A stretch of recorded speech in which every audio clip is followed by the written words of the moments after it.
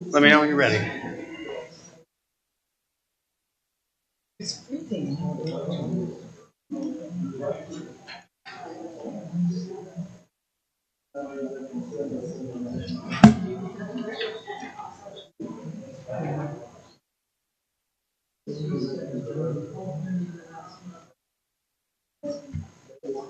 Okay, I'm ready.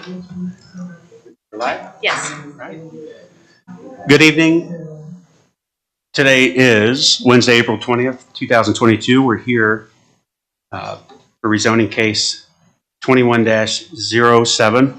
Call this meeting to order. Ms. Bonnie, if you could please call roll. Trustee Grumbles. Here. Trustee Knapp. And Trustee Faust. Here. All right, please stand and join me in the Pledge of Allegiance. I pledge allegiance to the flag of the United States of America, to the republic for which it stands, one nation, under God, indivisible, with liberty and justice for all.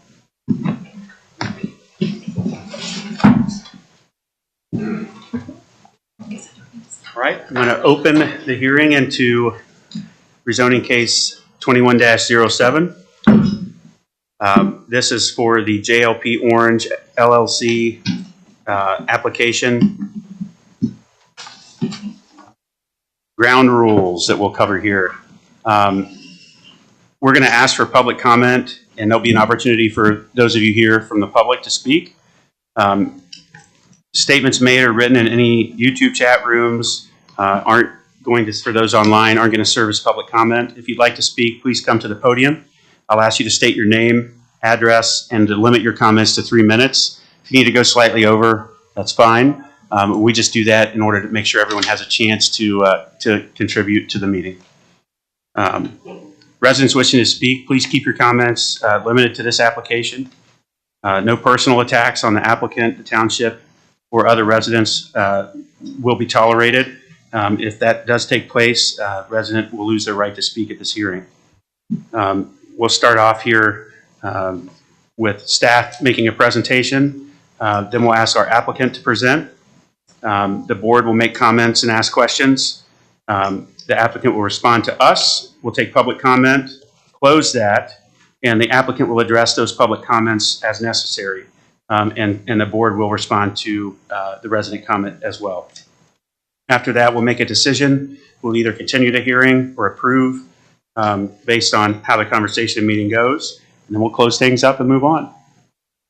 Okay, so with that, I'll invite our zoning director and staff to open the presentation. I will actually be the one presenting. This will be my last zoning presentation.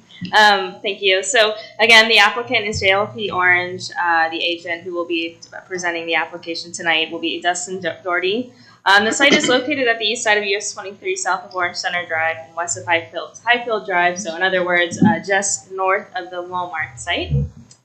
The property is approximately 31 acres. It's currently zoned farm residential district, and they are proposing a zone to planned commercial and office district.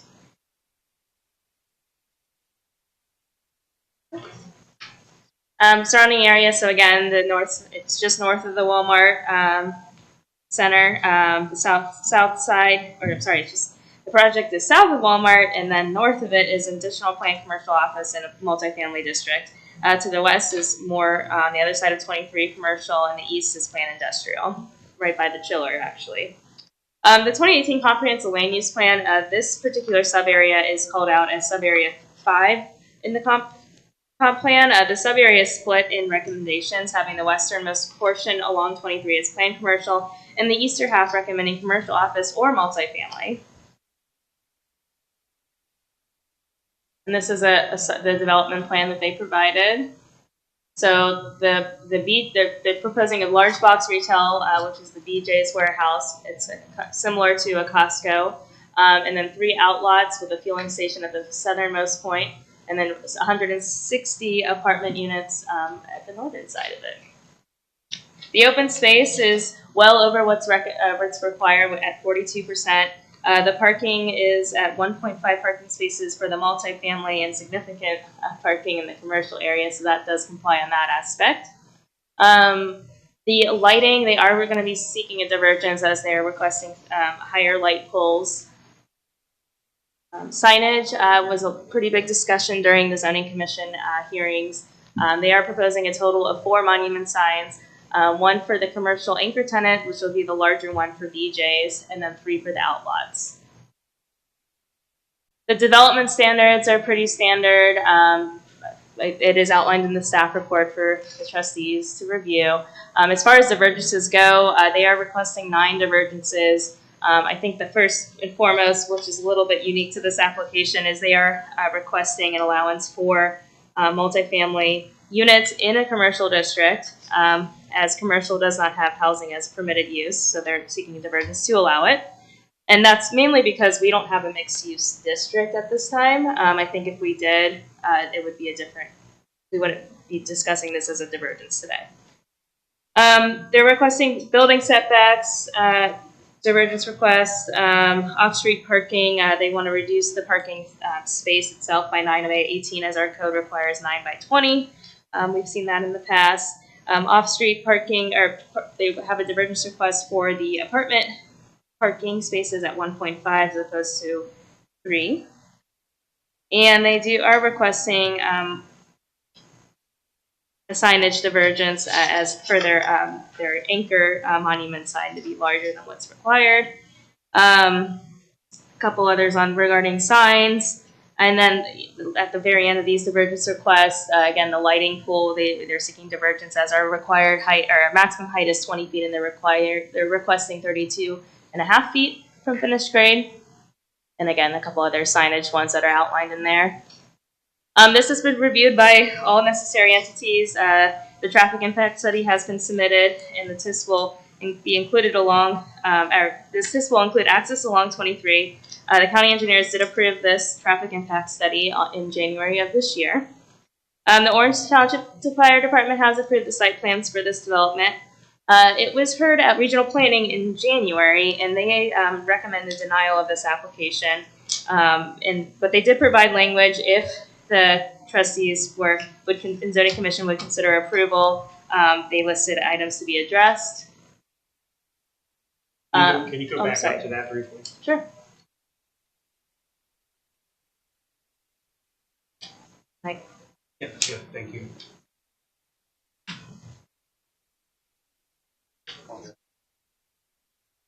So some of the items were addressed at the zoning commission level, and at the March 8th hearing this year, the zoning commission did recommend approval with a vote at 4-1 with 7 modifications. And the last revision that we see, which the trustees have here today, the items listed under modifications were addressed in the submittal you have. And that is all I have. Thank you. Okay. You'd like to present?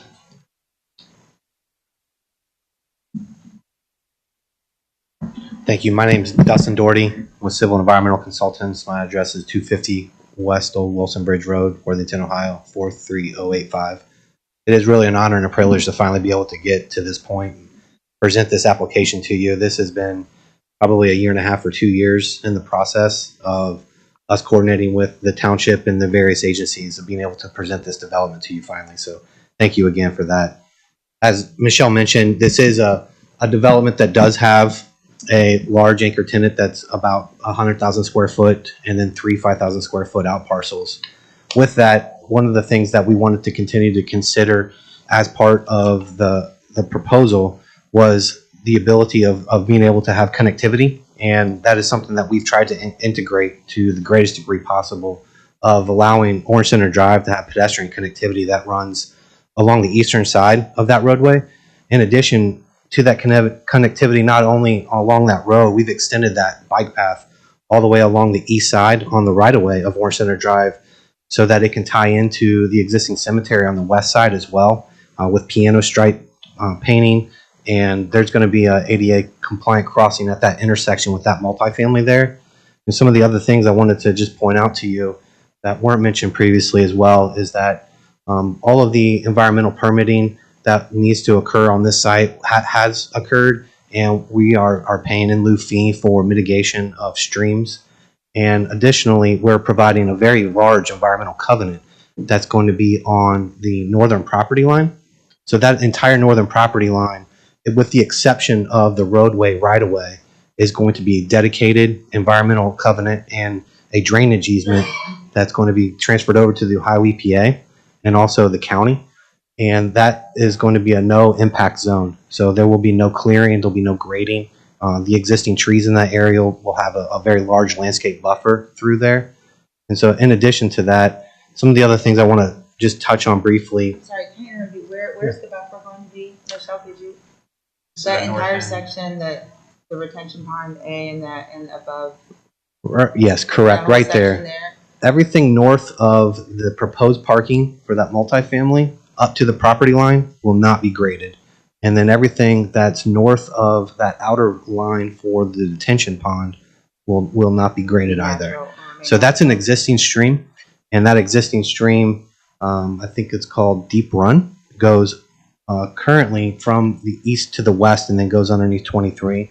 We are proposing a 3-sided box culvert to extend the road through there, which it was always anticipated to do. But the rest of it's going to continue to be natural growth, and we're not going to damage anything that's currently there. You're welcome.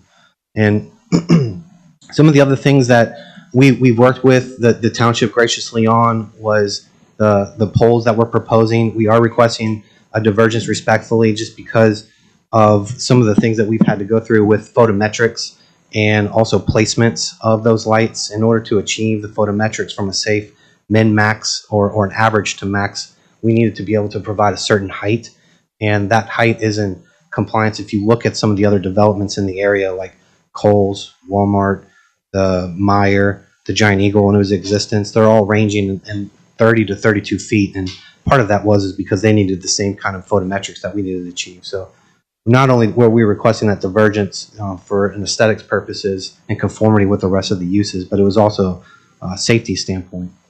So in addition, we are requesting 4 monument signs along the frontage and the right-of-way. One's going to be located right next to the fuel center, which is going to be the BJ sign. And we're requesting just a 20% increase from the standard sign that's required according to zoning code. So that one's approximately 10 feet in height, and the rest of the 3 are in conformance with code. So each of those out parcels will have their own monument sign as well. Is that the horizontal mark on the map there in front of each one? Correct. It's Okay. the very small rectangle. Yep. Hard to see at this scale, but it's there. Okay. Is there a sign along Highfield? No, there will be no sign to the east. Yeah. No, there'll be no monument or pylon sign to the east. It's all along the frontage of US 23.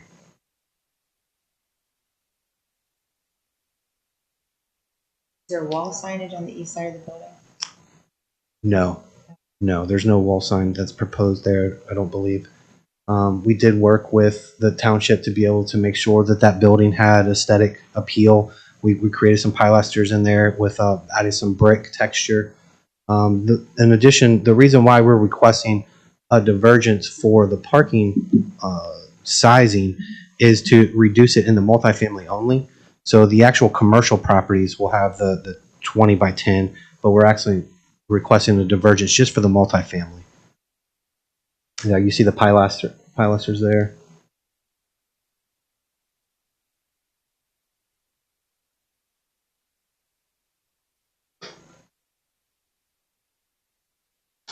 So with that, I'll open it up to questions if you have those for me. I want to go back to the map if we can and highlight the walk path and the bike path, because I know the connectivity along that road has been surfaced a few times by residents that are looking for additional connectivity, and how we tackle that has always been a difficult conversation. So it's the Orange Center Drive that will have the connectivity. Yeah, let's start from the north. On the east side of Orange Center Drive, there will be a multi-use path. That multi-use path will cross over the culvert, and we're going to be providing a guardrail between the multi-path and the roadway in addition with curb. There'll be a fence on the backside for pedestrian safety. That'll come down the east side of Orange Center Drive to the private access drive that you see next to the left of Retention Pond B. And then it will connect into sidewalk that runs north and south along the west side of the private access drive. And that sidewalk has connectivity into each of the out parcels. That is correct.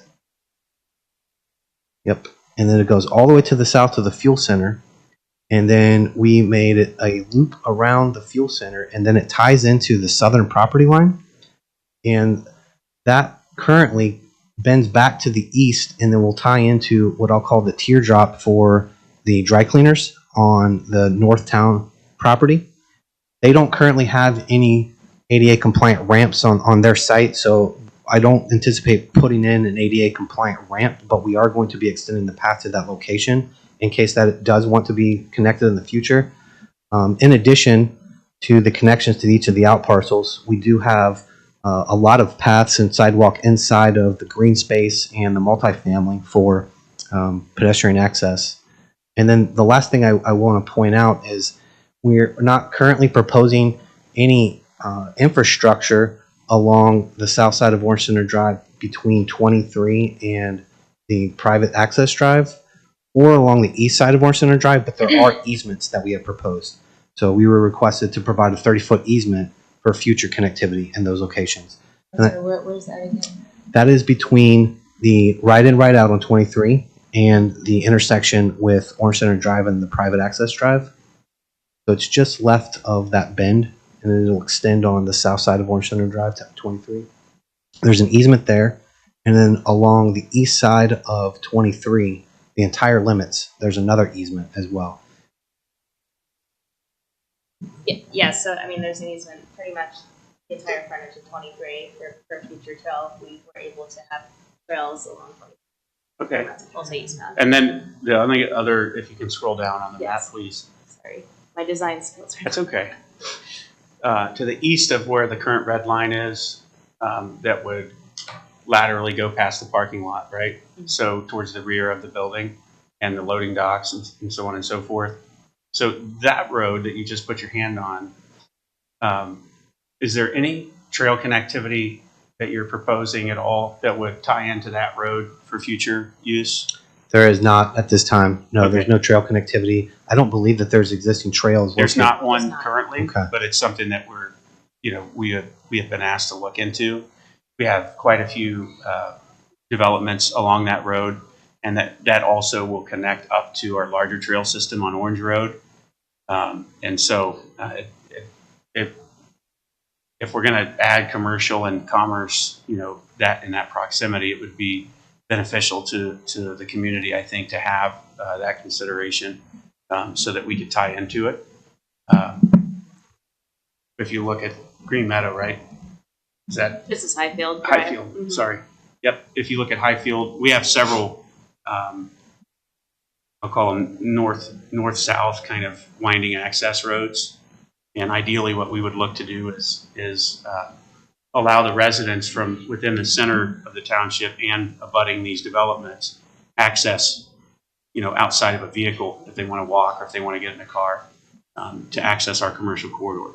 And so it's something in the future that we would be looking at for sure. So just to keep that in mind, that'd be the only call out I see as an opportunity for us. That's it. Noted. No other Yeah. questions for me. Well, thank you very much. Do you have any concerns about resident or people driving on Highfield Drive not being able to recognize what that development is and accessing it? I don't. I mean, honestly, we want people to access from the right in, right out, or from the north is how we would anticipate them coming in. I think a majority of the truck traffic that's going to be accessing the site is going to be coming from the east. So ideally, the trip generations and the visibility and the view and the accessibility for residents in the area would hopefully come from the east or the north. I would assume that residents that live on the east side of this development would use that Highfield Drive as an access. That's how I access. That's where I live, and I access Walmart through Highfield Drive, Exactly. and I try to stay off 23 as much as possible. Yeah, I would say a lot of residents, because this is on the west side of the township, I would think a lot of people would use the Highfield Drive. Yeah. I would hope that they would know how to access that. Right, then. we It's would be able to simple. figure it out. Yes, Yeah. I don't know that we need to. What about for the And that goes back to my comment, right? When we look at how we're going to deal with the increasing traffic on 23, it's really to create viable opportunities for residents predominantly to navigate through their community around the commercial traffic that does, utilize 23. So again, the folks that are in the area want to go and visit these commercial outlots, or they want to go to BJ's. They want to hop on Highfield that's close to home and be able to get there quickly and easily without having to fight through the, we've seen the statistics on 23 and they're pretty substantial with truck traffic and cars. So if we can allow the township residents and folks from other areas that are going to be traveling from the east, we have other townships and Genoa, et cetera, and those folks are going to come here for a business like that, or they come to Walmart, frankly, now. We want to make sure we have infrastructure that's sufficient to do that. It's one of the goals that we're working towards, right? But more importantly, the quality of life for the residents in that sector that we have throughout the township with trails, walking paths, et cetera, that they have access to those too. So a goal of me personally as a board member over the next 4 years is to make sure that regardless of the style of home, for example, you're putting walking paths and there'll be some connectivity from your residents here to access trails to the north. I want to extend the same courtesy to folks that may be prior boards or developers, et cetera. Things weren't where they are today, and there wasn't a push to do that. But now we're here where we are. We've got to bring up to par their living experience here in our community. So. Larger township view that I wanted to share with you because you're a part of that. Thank you. This application. So I have a couple questions.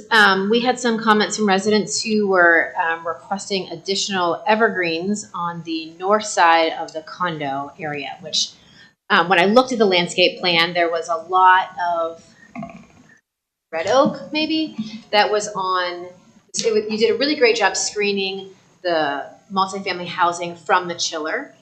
Did not do as great job screening our residents that are in existing condos from the multifamily housing. So my question one is, how thick is that EPA area that you're not touching? And is there an additional, could there be space to add some, specifically evergreens, because they're green all the time, to help protect their view, I guess? Yeah, it's a great question. So the setback from the property line to the environmental covenant or the parking area is going to be approximately 80 feet. And then on the north side of our property line, in between our property and that multifamily homes, there's an existing pond there. So there's a detention basin that they have. So it's almost 200 to 300 feet viewing distance. And so the opacity, which is the amount of light that's able to get through, is medium to dense right there. Currently with the existing foliage, obviously that's going to be seasonal, right, depending on the amount of leaves that are and vegetation that's growing at that time. But we could potentially put some additional trees along that line just to be able to help screen it on the north side of that parking lot, just to be able to allow some additional opacity to occur. That would be helpful, probably. How thick is that existing tree buffer? Is any of that how much of that's being maintained that's south of the retention pond? Everything on their property will continue to remain in existence. Everything that's on our property from our property line and approximately 80 feet south will still remain as well. And due to the fact that there is an existing stream that's located through there, it's got great water. It'll continue to grow. It'll continue to flourish. It's a vegetated corridor, so it'll do naturally what it's supposed to do.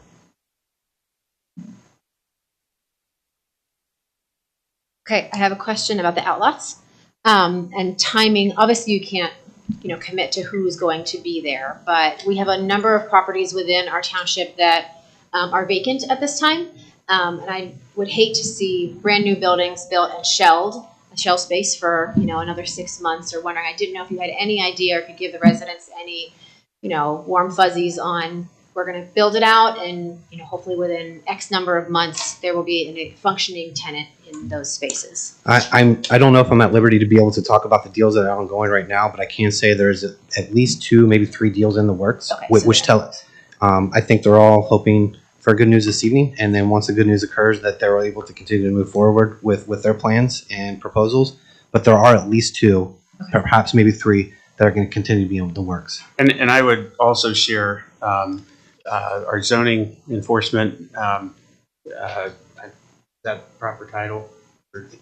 Mr. Beers. So he put together a nice list. This question has come up a lot from residents as far as the vacant buildings. And believe it or not, the majority of all of them are approved and waiting on construction. So most of the eyesores, if you will, around the community that exist today are going to be in short order. Construction will be starting on those. I know, and they're approved, so I can say it, right? The Burger King, for example, that's spoken for. The old Tim Hortons and Wendy's is spoken for. All of those are going to be modified. We have a bank coming to the Burger King location, so not another food venture. We have a different food provider that's actually going to build a brand new facility where the Wendy's and Tim Hortons used to be. Popeye's chicken and biscuits. They're good too.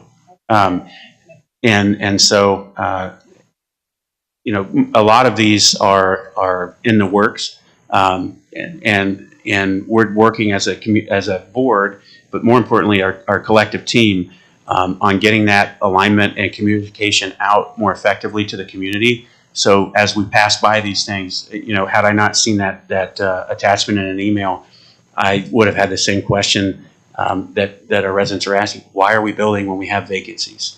And the reality is we really don't. I think most folks have seen the old Giant Eagle, that there's containers out front and they're starting work there as well. So as we know more with these developments, if you pay attention to our regular board meetings, you know, we're consistently asking that they're communicated through our communication channels. And I would encourage residents that are listening or here tonight, sign up on our listservs that are on our website for those updates. And if you're on Facebook, like the Facebook page or follow it so that when we post those things, you'll see them. And if you want us to communicate with you, let us know and we'll make a point to add you to our email list and updates that we send out. But we'll be happy to share the known tenant list publicly so that those types of concerns we can address because they're fair. You know, frankly, it's understandable. And we can get that out and communicate to the community and commit to that. But do you know what's going into the Giant Eagle?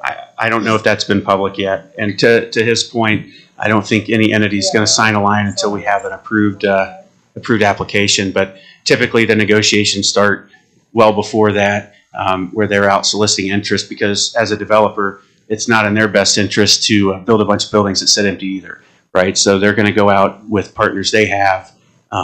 Sometimes we'll get lucky and they'll tell us maybe what type of thing we're looking at versus a name or whatever, as much as they can. But you know, that's even difficult at times just based on their NDAs and non-disclosure agreements in place. So I hope that there's some understanding and patience with that.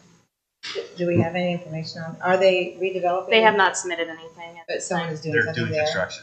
right now. My guess is they're just clearing it out and getting it ready. But So. typically they start that when there's conversation in the works for a new tenant. They're not going to invest money and tear something down if they're going to have to tear it down again for somebody with a purpose in mind. So. In light of that, I can piggyback on our site that we won't actually build the building for the out parcels until a tenant's in place. Good to know. Perfect. Yeah. It's great. Okay, I have more questions. On the residential multifamily area, when I was looking at the elevations, it looks like as a non-resident just driving by, what we see are the rear elevation, right? The garages, that kind of stuff. It's kind of like the back of the housing. Is that correct? Kind of. So there are garages. I guess it would be depending on where you drive and which elevation you're looking at. But we are on the first floor proposing garages. They are 3-story buildings. And Do all the units have garages or just some? just some. Okay. And it is a mix of 2-car versus 1-car garage depending upon the unit because there's 2 versus 1 bedroom apartments. And that would play hand in hand with why you see a decreased need for off-street parking, right? Yeah, 'Cause that's you're that's exactly it. And as you can see, just on this elevation alone, each unit, there's 8 of them, each building has 20 units. So that's how we got 160 units. And then if you count up the garages, there's not 20 garages. So therefore, some of the units don't actually have garages. Is the height of that building, no divergence was requested for that, correct? No, I don't believe there was any divergence for So it that. looks similar to, I've seen some south on 23 that are close to Right, that. with the fire that's burning. Correct, Yeah. Is that what they're going to look like? No, hopefully they look better than that, but, Or is it the same height? I think it's a little smaller. I think those are Those are really tall. 4 or 5 Okay. stories. They- yeah. I'm talking about, it's not in our township, but it's south on 23. Yeah, but close to the car dealerships. Correct. Yeah. Yeah, those are really Yeah, they're Yeah, taller. down by This is UDF. But the style overall is for, and Yeah, then it's over off of South Old State, I think they just put some at that roundabout area that they just built. There's some that look similar to this as well. You know what I'm talking about. If you go towards the large, Oh, at Lizelle. yes, Lizelle and the South Old When I State. drive, there's a multifamily housing unit just north of Drug Mart that I drive by, and there's a retention pond between South Old State retention pond, and then it's the building. And that I see from the road. What I'm seeing is the front face of the building. It's like it's the front of the development. Whereas I couldn't figure out when looking at this, is there a front of the development, right? Like when I'm driving by as just someone who doesn't live there, am I only seeing elevations that have garages, or is there, because it looks like you've made it very like community oriented towards the center, towards the pool and the clubhouse and that kind of stuff. Whereas what if you're not a resident, what you see is back of house. Yeah, and so what you're looking at is kind of the front and the back right there. Right. So depending upon your point of view and where you're driving, the access for the roadways in which you're driving, you'll see the garages, and the garages will be in proximity to the roadway. On the back side, you'll see that there is some patios or walkouts and those types of doors that'll happen in those locations. On the So the they- front side, the front elevation side, or not the garage side, It- right? The it- opposite of it. Kind of, I mean, It's like the inside versus the outside of the circle, right? right. Do you mind pulling up a plan view, please?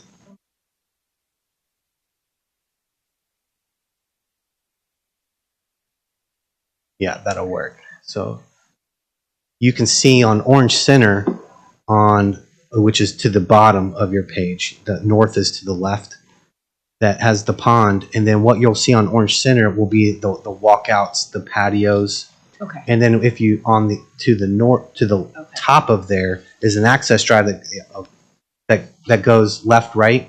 That's where the garages are located, right there. Very similar. It's a kind of a big circle, so all of the garages are on the outside of the circle, and on the interior is the walkouts. So if I'm looking at, it's building 1 that's right, that faces retention pond, though it's on the right of our screen right now. Okay. Is that one, where are the garages on that one? That's not facing the pond, it's opposite of the pond, is that correct? That's the garages there.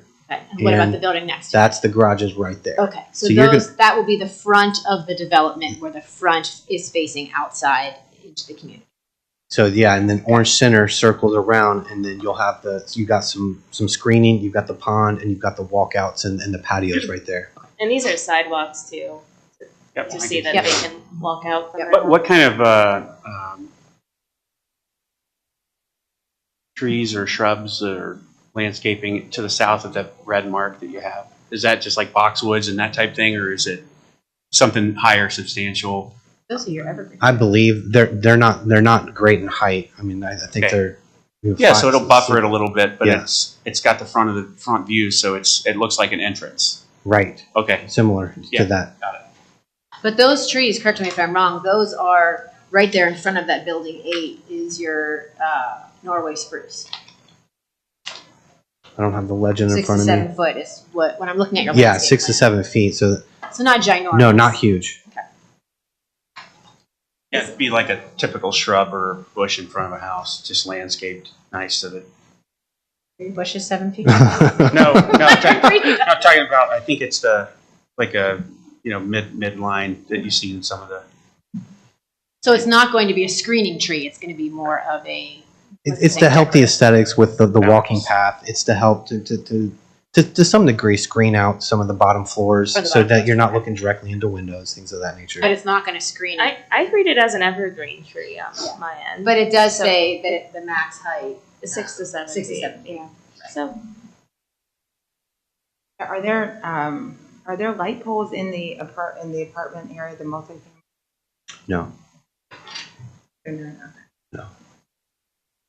Speaking of light poles, the divergence that you requested for the 32.5 feet versus the 20. And when I was reviewing previous zoning commission meetings, you were talking about how if you did them at the height in our plan, which is 20 feet, you would have to increase the number of islands and change the parking and all that. When we drive around here, there are many developments that are buildings that have just concrete light poles in the middle of the parking lot. Like I sat outside the chiller today and was looking at the property. They're not in an island. They're literally just right there in the asphalt. Is there a reason that we can't increase the number of light poles and not have all of them in the island and just have some of them right in the middle of the parking lot? Obviously, It's a good question. My recommendation is no. You can do it. I don't think you should. Part of it is people are people, and sometimes accidents happen, and so the worst thing that you'd want to happen with a tenant or the township or just for the safety and lives of people is for them to hit that pole and for something to happen. So the island is the best way to screen it, provide the curb and a buffer so that if they do, for whatever reason, have to go over the curb, they're not hitting the pole and something worse happens. Yeah, I'm not really opposed to that, to granting divergence for that. I know that some of the surrounding developments have the 32 feet, but those are kind of grandfathered in from years past. So I oppose anything higher than 20 feet.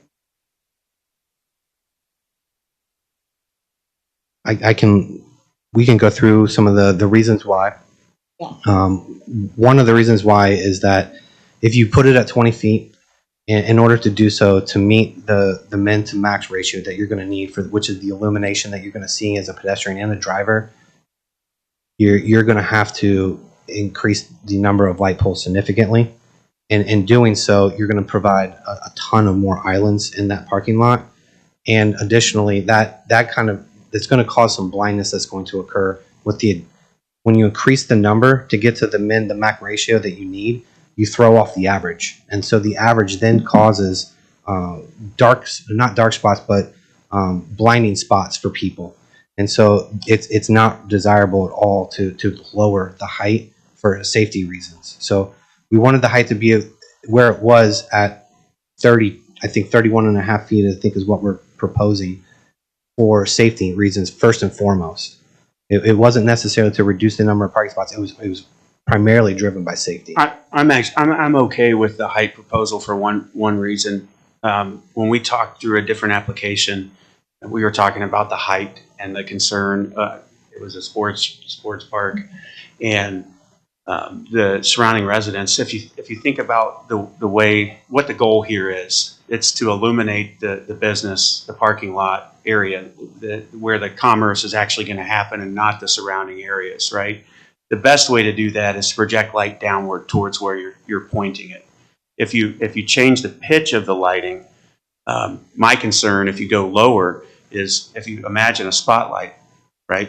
And we're way up here, and the light beam is actually pointed at the building, which will serve as a natural kind of a buffer to that extended light pollution. Okay, you're not going to see the light illuminating as much as if we lower that. Now watch the pitch of the light. Right now, it's shining on the side of the building this way, and that light is going to travel, and you're going to, in my opinion, the risk of light pollution goes up in that case, because now I've got actual light, not just a bright object, but I've got actual light being projected at a different pitch. I'd rather, we had to go through that pretty long with the sports application, but in my mind, if I can go higher and have it go straight down, it's ideal for me, because I'm not going to have to worry about it if I'm around the area. And I'm very close to this proposed application too. So there's a industrial development that they built. Literally, I could throw a rock across the train tracks and hit from my home. It was all woods when we moved in, and that is exactly what they did. They put the lights higher, but they're pitched towards their building, so at night, we're not seeing it even through the small woods that remain in our area. And I hope that makes sense. It's not just me, trying to be agreeable, but how tall are those lights that are near you? Is that the I don't. industrial area? Michelle, do you know? Yeah, I don't know how Is tall. that new? It's definitely tall as these apartments, though. Yes, it is. It's brand new. It's the new? ATS automation site. Is it along the Railroad? Yeah, You said it's around the railroad, and then Yeah. it goes on Green. I keep saying Green Meadows, but I think that I think actually that was is. Green Meadows. Yeah, on And the it- other yep, side. yep, Okay. it's And Michelle, literally- do you know how tall those are? Are they? Was that recently approved, or was that just grandfathered in as well? I can try to find it out. Are there any other developments recently that have been required to adhere to the 20-foot? Because I haven't been in the zoning for a couple of years, so. The last one that seeks a divergence for light pole heights was the Jennings Sports Park. But has anything been built that adhered to the 20-foot in the last couple of years?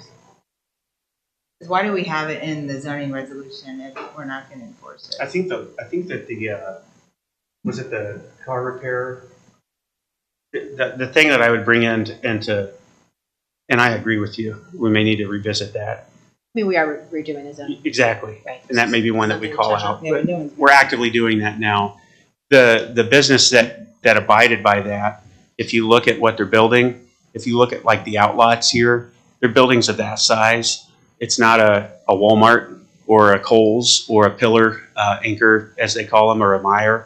And so when you look, like even at the Meijer parking lot, when you drive by there at night, if you look at how, because the lights are high, that's where we shop. So the lights project down and at the parking lot more so. It actually is still dark in the surrounding area when you're driving until you get there. Like the side road that goes out to 750. It's after putting signs out there for campaigns and stuff. You know, if you go out at night, it's actually really dark over there because they have that downward illumination. Whereas if they were more horizontal, then I would expect more light pollution. And there's not a reason that we can't use, your lights that you propose in the photometric plan have 2 heads, like a left, right kind of thing. There's not a way that you could do 4 heads or even 3 to lower it and spread more light out. It's a good question. Your photometrics increases too high beyond the threshold when you do that in that centralized location. And so the residents are aware, the photometric plan does show it dark once we pass the property line. So it should not be too much. I mean, obviously it's going to be different than it is now, but it's within our. Yeah, the photometrics are in compliance along the property line, so that light pollution doesn't occur off of our property. Michelle, do you know what the height of Menards? Did they get a variance? That was more recent. Yeah. I talked to Jeff about that one, Look Mr. them Beard, all up. and he was thinking that one was 27 and a half. I've not memorized every light pole height here, so. And that may have been, now they say that may be Kroger that he was telling me about, but Oh yeah, Kroger's is 32. Is 30. Kroger 30? Kroger's is 30? So they must have gotten it, or is it 30? 30. It's 30. Oh, let me Did see. you look that one up too? So I'm not gonna. I don't want hold this you one a to foot be and a the half. highest one that's been. It's at least 30. Can I say that? Yeah.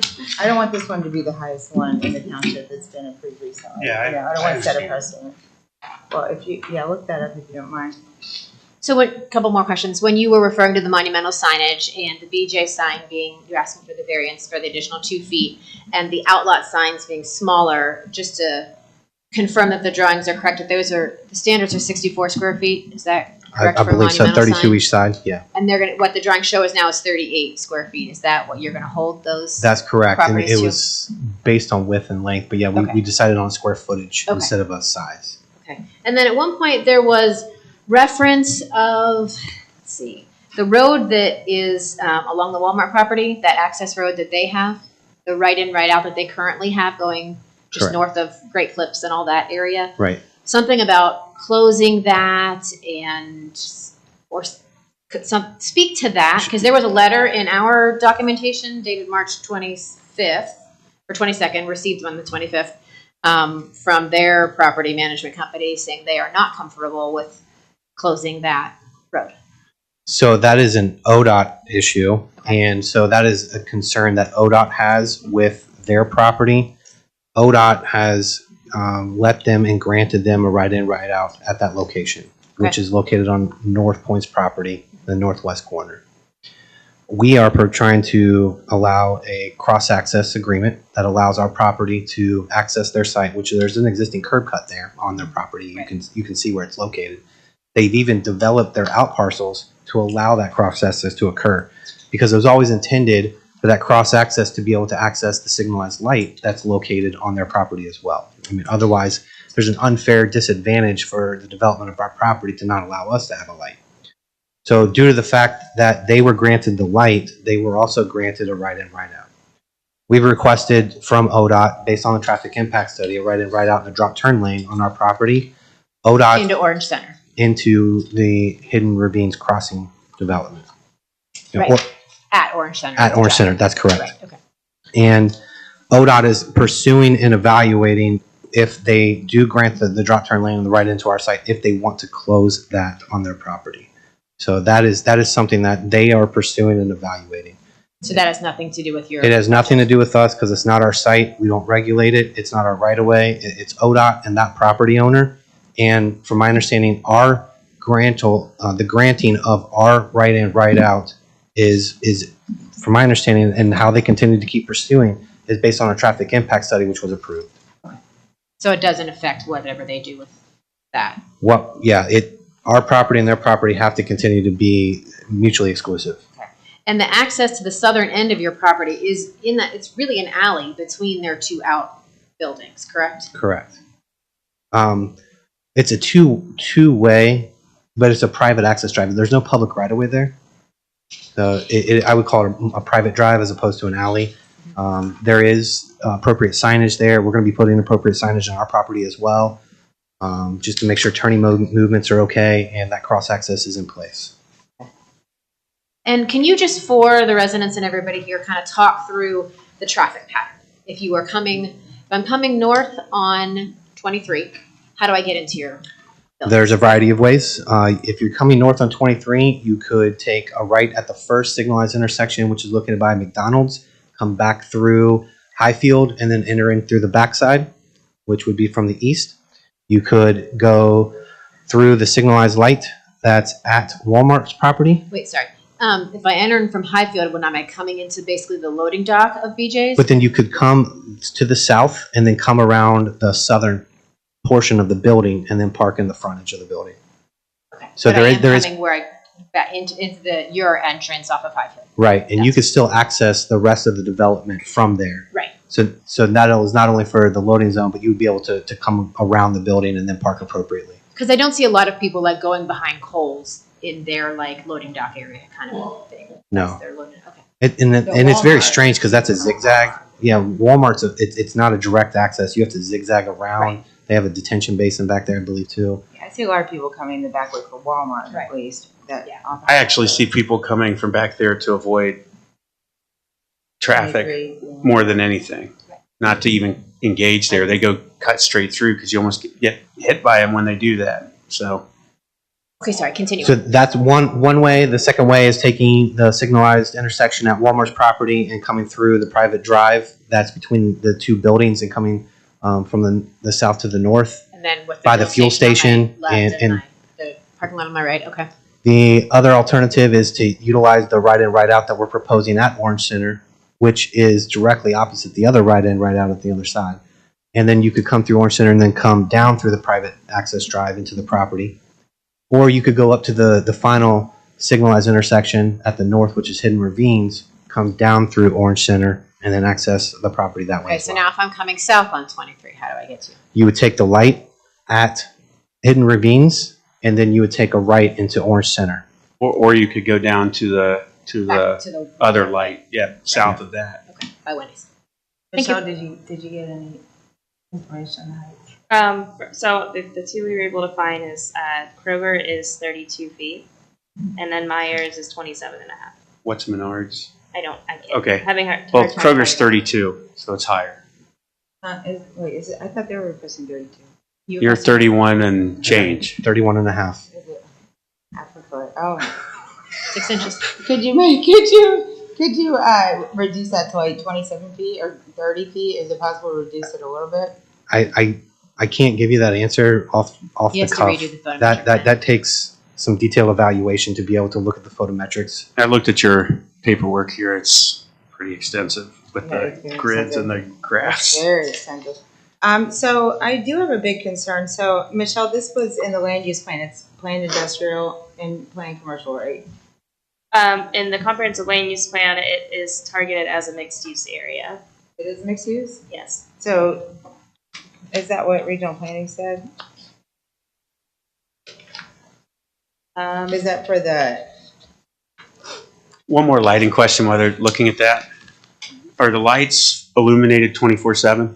No, Okay. no, they won't be illuminated 24/7. the parking lot lights? Correct. The business lights. When will they'll shut off when the business closes? That's my understanding. Yes. Okay. Completely, so it's like totally dark? My understanding, yeah, they don't. I don't believe that they will be on 24/7. I believe they'll be I saw the on. sensor. That's why I was asking, because I noted in the light type that there's multiple sensor types. So I imagine there may be some that are on and most of them will be off, just from a security standpoint. But if you look at the picture of the lights, if you could pull that up, Michelle, it speaks to exactly what I was stating. They point directly down. And so. Oh, yeah. Okay. I'm sorry. I was just conferring to confirm that they will be on a little bit later than the off hours to be able to allow employees to be able Correct. to get out. Understand. Yeah. Yeah. But they point exhibit I-1. I mean, you can see it's almost perpendicular. They have pictures, and then I-3, if you go to I-3, it's a little better.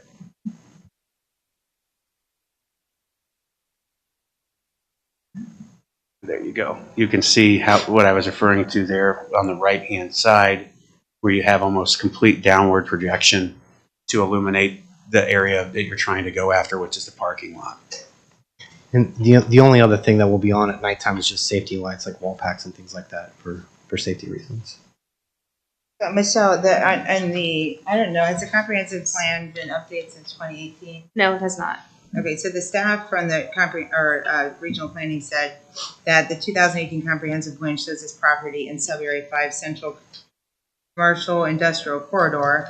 And then it mentions that later during the Route 23 overlay process, there was a desire for mixed use along the corridor, as well as increased walkability and connectivity, right? Yes. So this would be mixed use in the overlay, which extends throughout this property, right? Correct. The one If they were to section. apply in the overlay, it would fall into the mixed use sub area. Yeah, and so I don't find this to be a mixed use at all. I find this to be just a big box with some apartments just kind of flung around or inserted randomly, just to be totally blunt.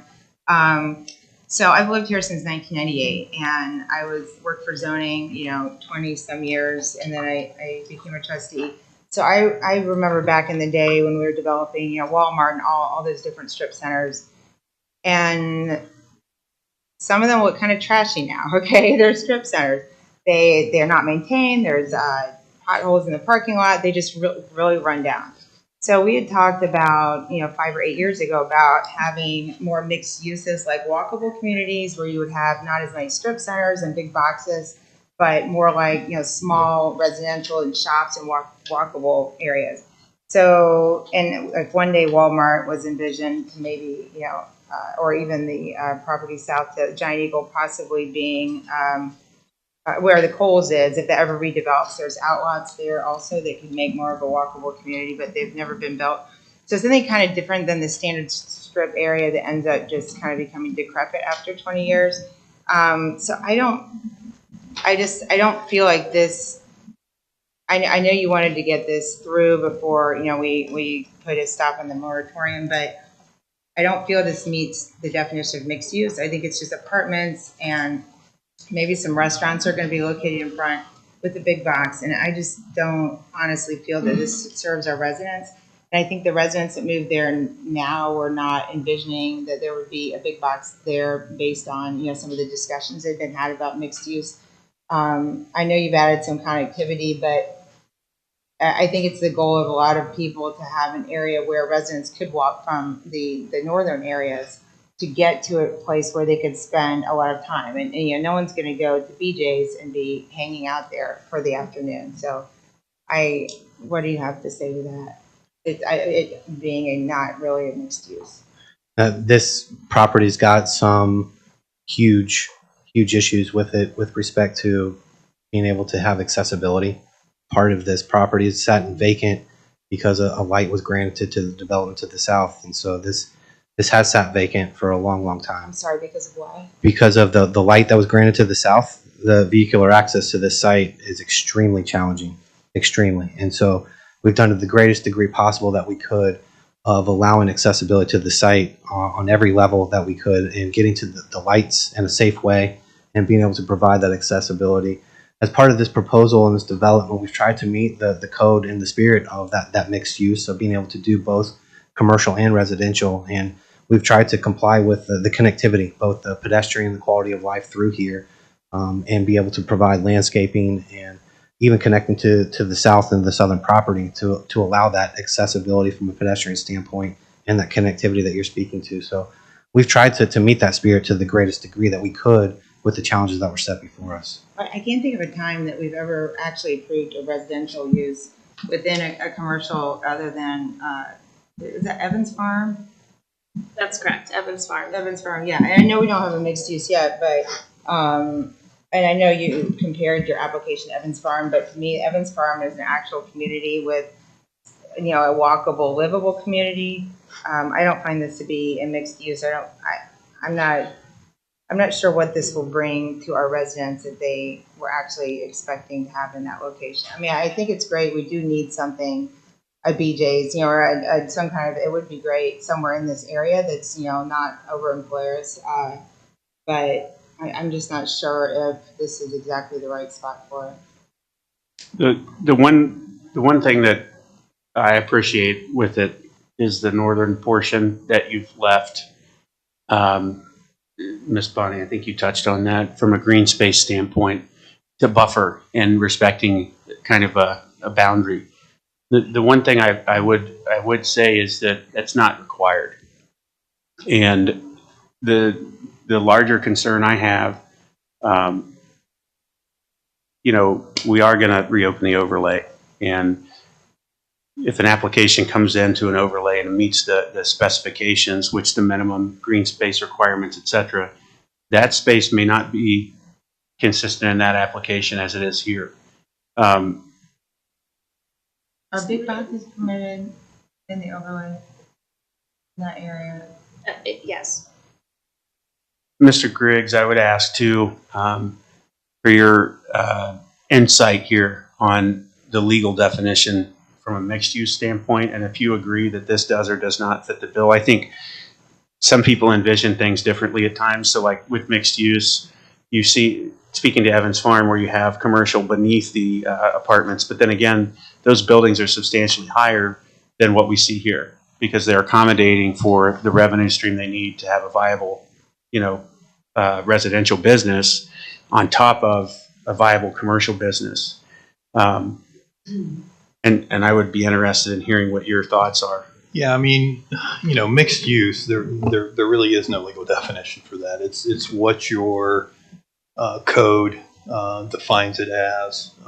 What are we going to define it as, and does it meet that definition? Yeah, I mean, I think that there is a distinct possibility that if the overlay had not been placed on moratorium, that we would have seen this application under, I know they would have filed under the overlay. If they do apply over the overlay, so the new overlay opens up. At that point in time, that process is an administrative review only, and assuming they check the boxes, they have the right to have their application approved. Obviously you can deny it. You know that story. Right. It goes to court. Does this meet all the requirements of that? I don't know. I haven't. That's what I was trying to get at. Yeah, I haven't really reviewed it. We didn't review it as an overlay application. I didn't review it as an overlay application. I would suspect there's probably a few divergences it would probably need. So because the overlay is on moratorium, that's the reason they're here, to try to develop a mixed-use project as best as they can under your current code. But again, if it wasn't for the moratorium, they would have filed, according to their previous legal counsel, under the overlay. I wanted to add one other thing too. I don't want to compare this to Evans Farm in any capacity. No, it's not. And simply because what we're doing on 23 is master plan community. Correct. We're attempting to mix commercial and residential and balance out 23 as it develops.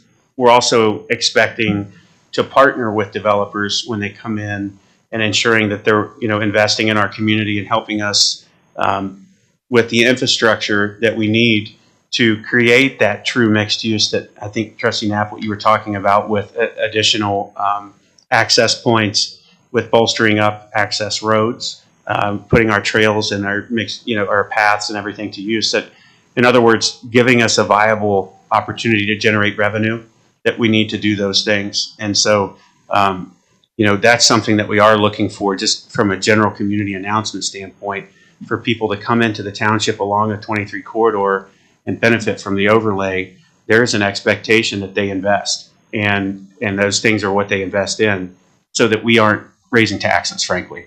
It's one or the other. To continue to grow and pay for things, we have to either partner and ask the business community to invest in the community that they're becoming a part of, or we have to look for other ways to get money, and there's very few.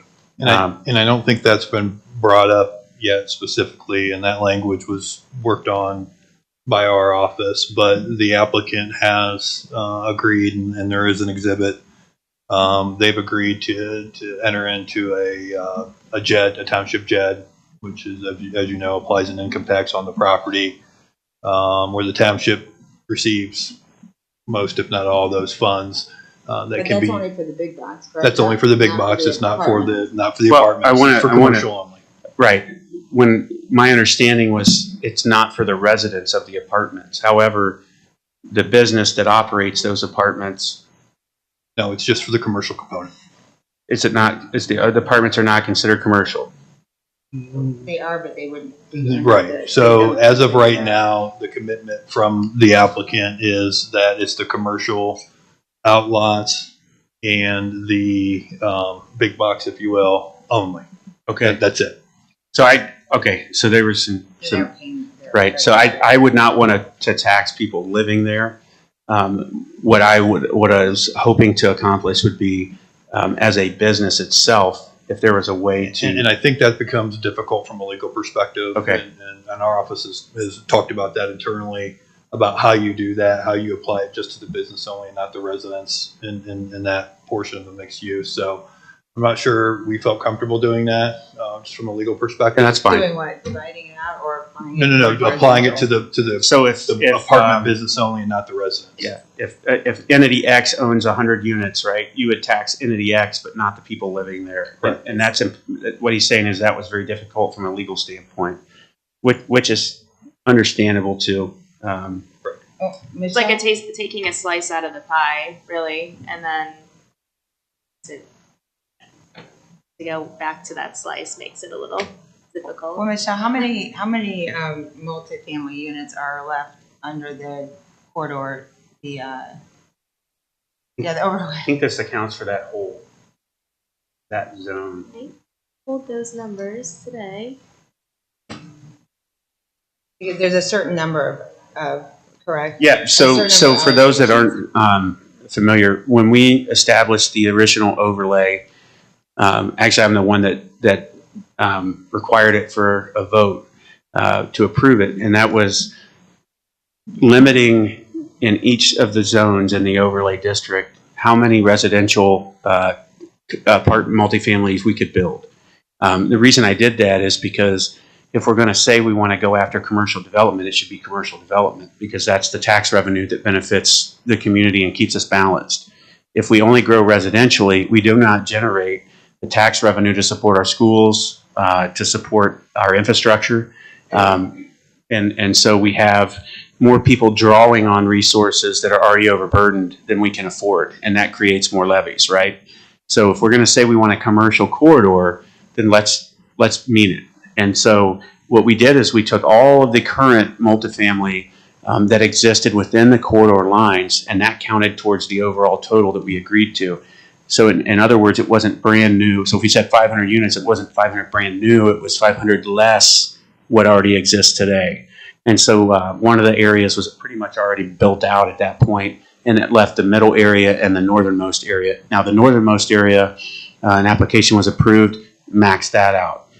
So that's gone. So now there's only a little bit of room left in the middle, which for all intents and purposes should be good news for folks to hear, based on what I just said, and also based on the fact that it gives our residents a chance to engage in commerce closer to home.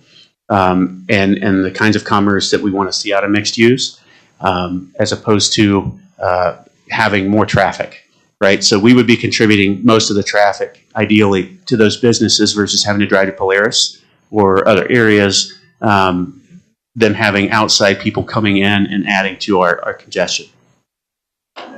Did you, So this area falls under segment 3 of the overlay district, and that they have 294 units left. no, or if this were in the overlay, that would, So it would be 294 minus the 160. So that means after the overlay's back open, right? What that means is roughly 130 units left, and that's it. No more will get approved. does that count even if it's not in the overlay?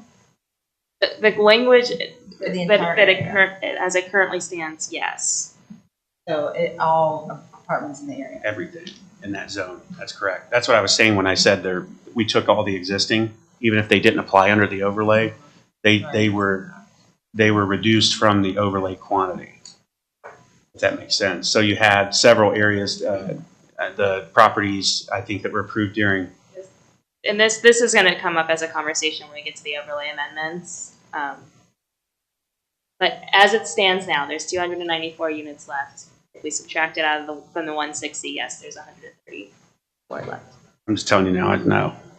I don't want it to change. What would the rent be on these apartments approximately? I don't have an answer for that for you. I don't think I'm Mark Unger, I'm with the developer. I don't think we've come up with a market rent yet. Like a range? I mean, I'm going to assume it's going to be more of a premium rent simply because of the location and the cost to build today.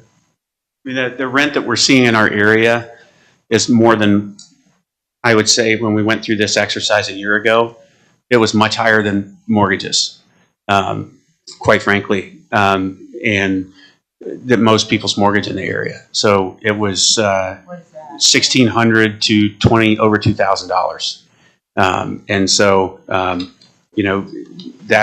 that was the rate that they came up I with. think the average house value in the township is like $350,000. It is now. What I was talking about, though, is like if you're an existing resident, like I am, or the board and the folks that live here, if you think about what we're paying to continue to stay in the community based on our mortgage values, what the rents are going for now. Anyone that hasn't moved here in the past few years, based on averages, their mortgage just by base of math and where the interest rates were. If you go back 15 years up to the last 2, I would say when the prices skyrocketed, you can't do the math and make even if you go above the average home price to get to where the rents are. The rent market continues to be at a premium. I follow this, listen to it frequently as part of this role, but just to make sure I understand where the market's going for the community at large. And there's high demand. The rent prices continue to go up. And really for me personally, what matters the most when we're talking with developers of these communities is what's their history like? How have they taken care of these properties that they've owned in other areas? Are they still of value? So it's easy when people come and ask about development if they've already built in the township, right? Because we can just reflect and go, hey, I drove by that. It looks, like this. And one of the other developers that shares a name, but they build apartments. They take care of them. You can see that in their portfolio. They work with other areas if they do divest.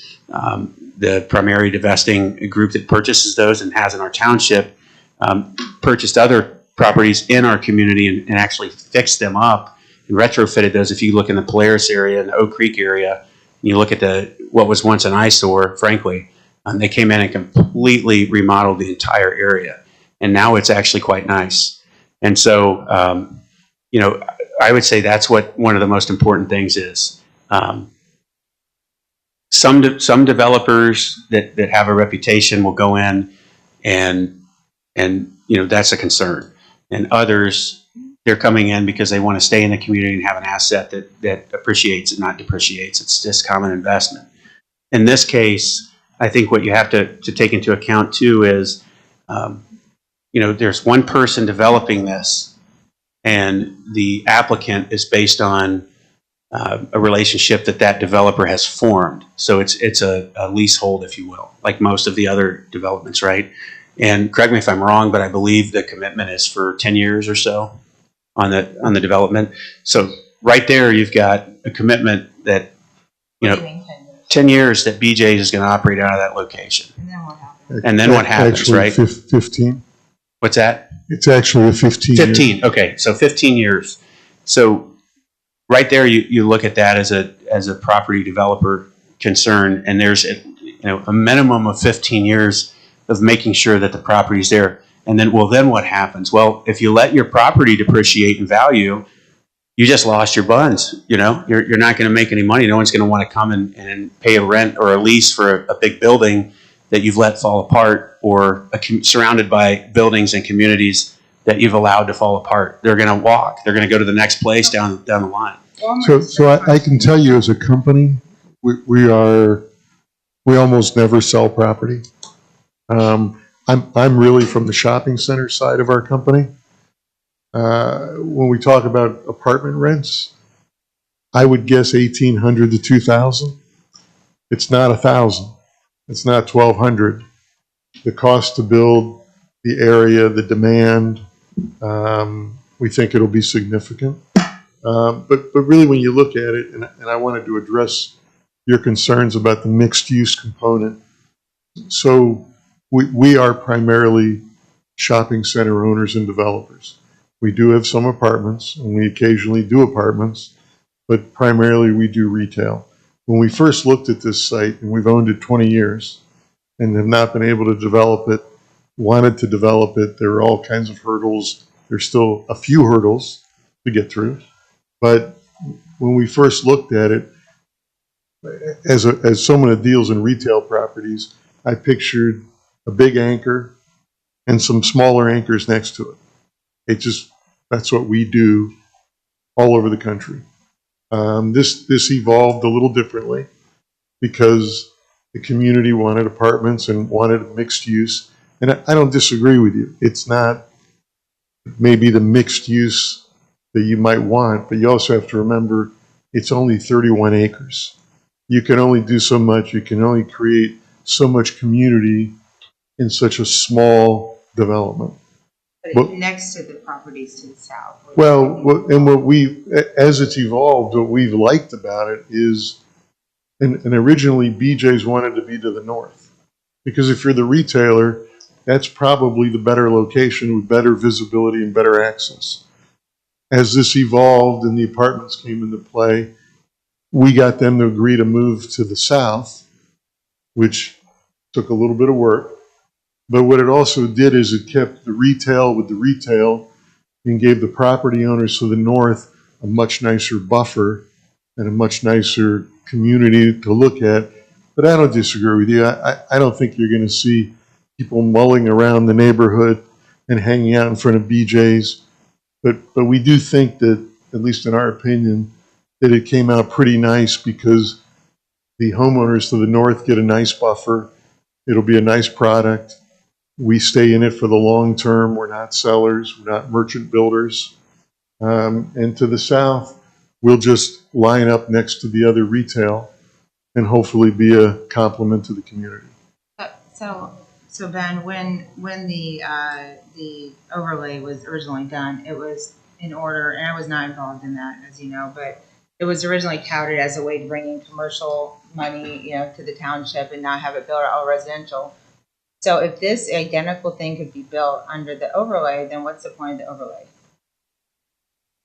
The point of the overlay is that the process, in order to attract commercial that we couldn't attract, as he said, the lot sat vacant for 20 years. We did the overlay. They came up with their development plan. We closed the overlay before they could get that applied.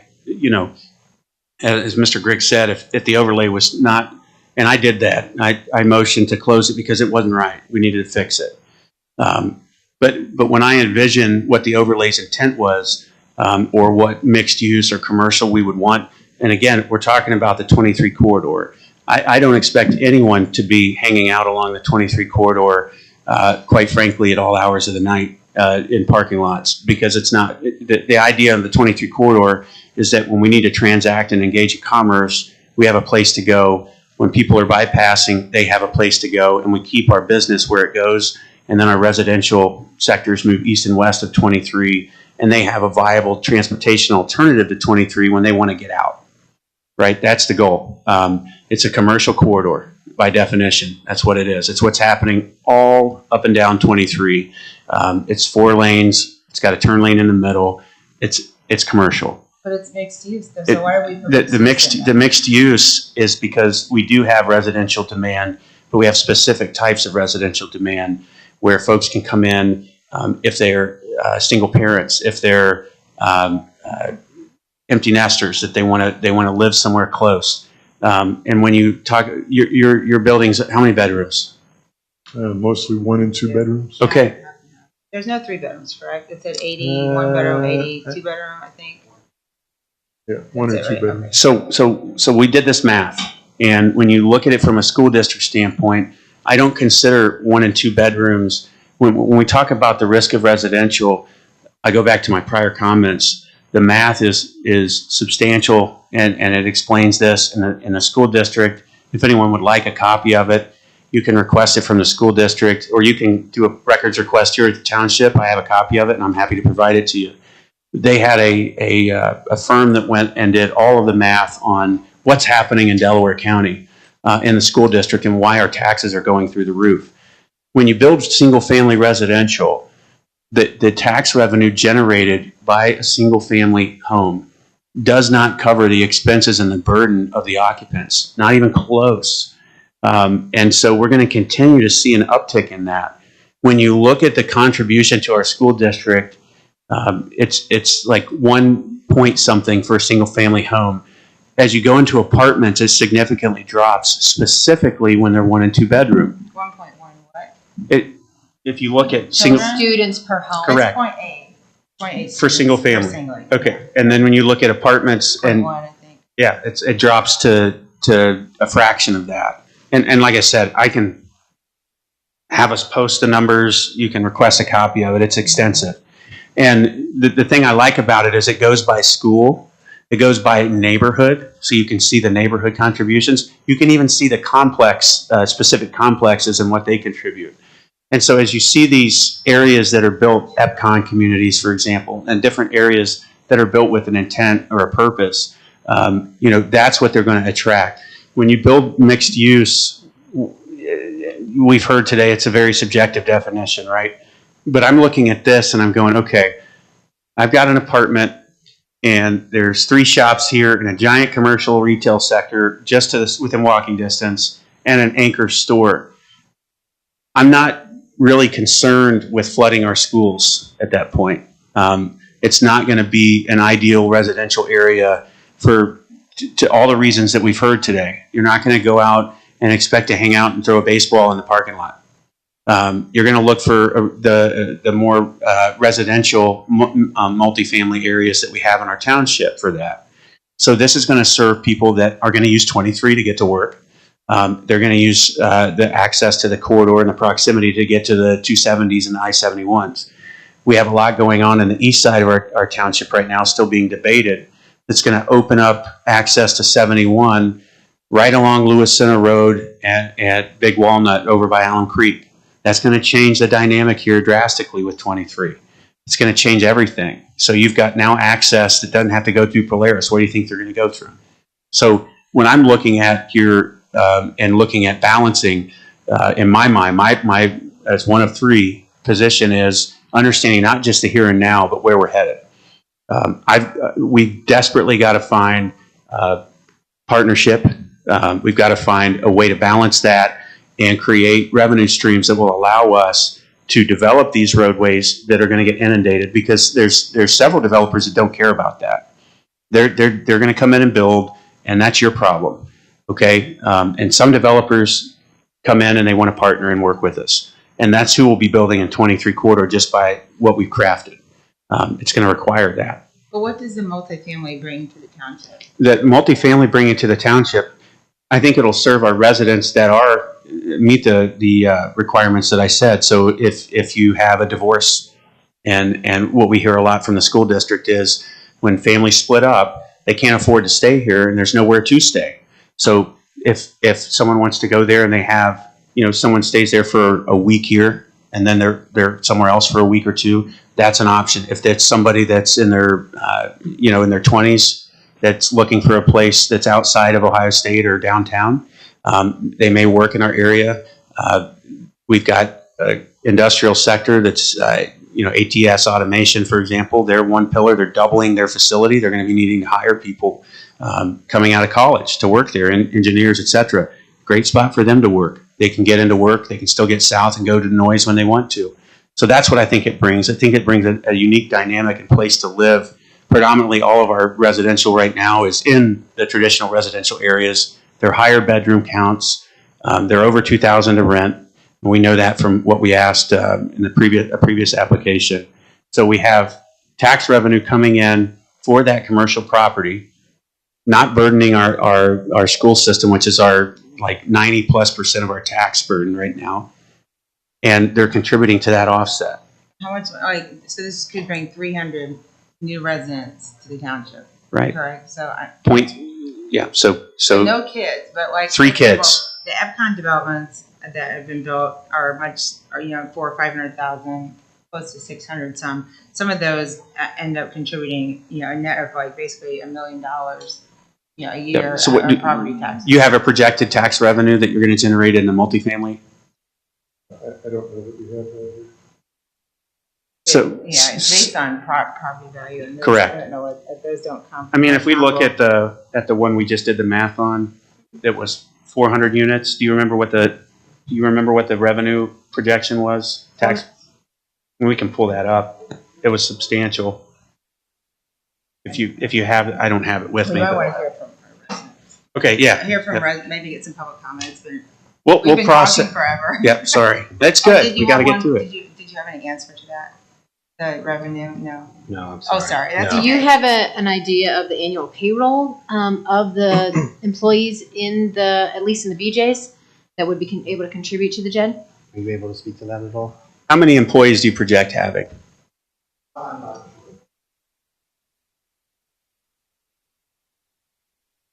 Like hundreds? 50s? Dozens? What about annual revenues? Probably don't want to say that. I want to say that we were thinking in terms of the funding of the JED that it would be $1,000 based on the 2.5%. So you'd be contributing around 30,000. And is there any income tax on the business itself? Yes. Okay, so it'd be another 2.5% Whatever, net profit. with whatever that property's generating income-wise. So Is it 200% the net profit? Net profits, yeah, correct. That income is the formula that's It's in the statute. Statute says the payroll and net profits is So that's going to be more than obviously the payroll tax. So Do you want to open it to public comment? Yeah. So we can get- is that okay with you? Or Yes. they have to, it's their force still technically. So. Yeah. Sure. Okay. Thank you. So we'll open it now for public comment. Just a reminder, when you come up, just state your name and your address so it's on the record, and then you'll have 3 minutes from there. We're not going to gavel you out unless you yell at us or something. You're allowed to yell.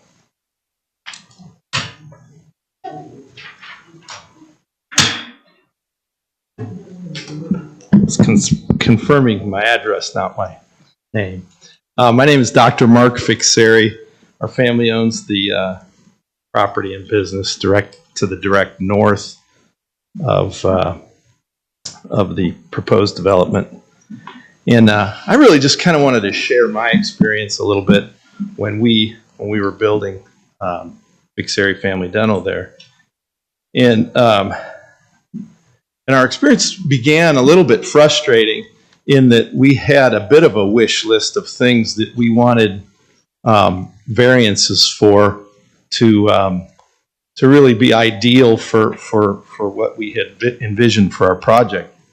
And the community told us, or these entities, the zoning and trustees told us that the zoning had been written as it was for a reason, and that they were going to stay consistent with those rules and regulations, And much of that was out of the respect of the residential around the area, and that it wasn't so much a retail area as to the south, and to compare the two were dramatically different. So really our little wish list of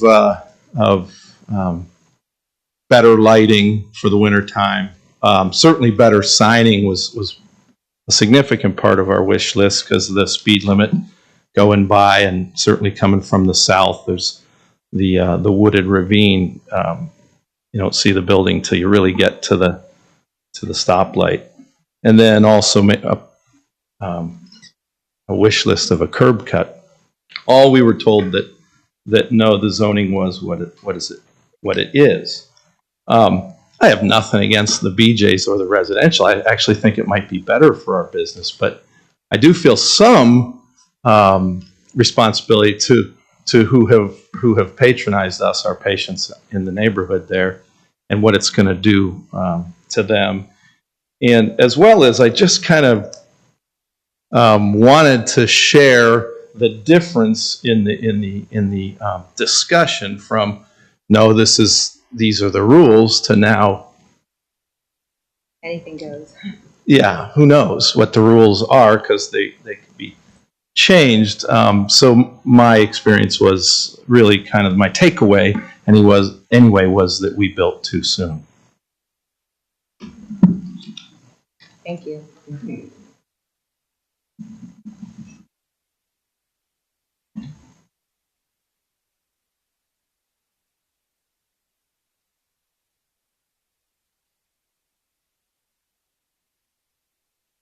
Hello, my name is Roger Knoll. I'm a resident of the courtyards at Hidden Ravines. Our community is, I'm at 8158 Summit Point Place within that condo community. The west side of our community is located along Orange Center Drive.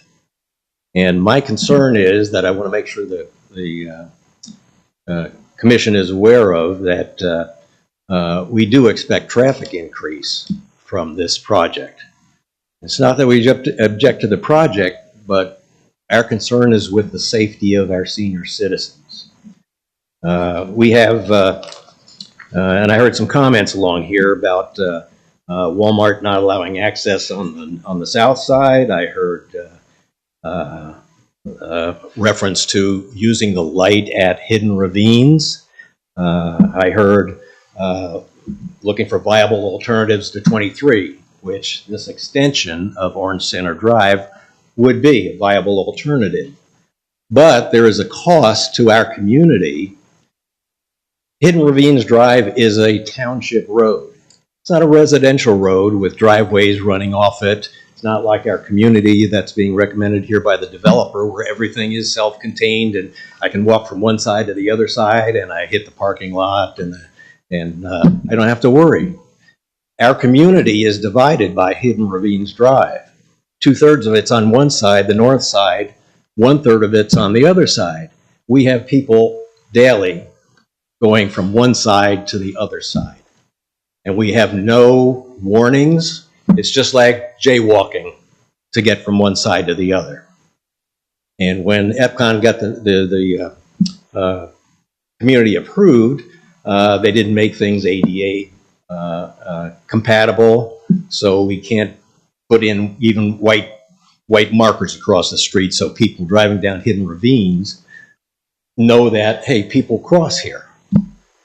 And I don't know whether that's an ODOT issue, whether it's a developer issue, whether it's an Orange Township Commission issue, but I think you guys need to be aware of that you've increased our safety concerns to put in the project as it exists. I'm not objecting to the project, I'm objecting to the effect it's going to have on our community. Thank you.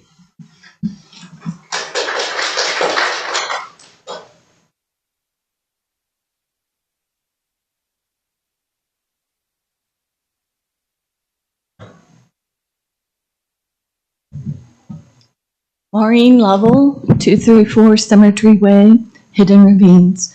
And I just wanted to say that Dr. Fixari is directly across from our unit. And trust me, his parking lot is very well lit at any time during the night. Please do not increase the height of the poles.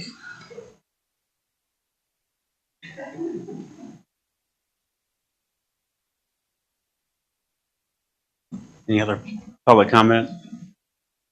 I just want to make note for the record that we did receive some written comments from residents, and those were passed along to the trustees prior to the meeting. Do you have any additional questions? I do not. Oh, I actually, on the, is there anyone, no more public comment? One person wrote in, Dennis Robinette wrote in and said they were concerned about the destruction of the woodland areas on the north side of the property.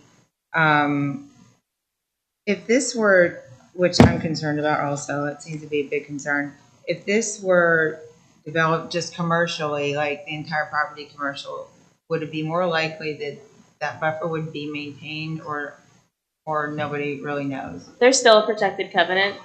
Is there a plan on here that shows that exact area? Is it that? Where the stream is? I think it's maybe like sheet 3 or so. It's got the orange. It'll show it in orange. It's Grading plan or the landscape plan, I think. yeah. Which one you're talking about?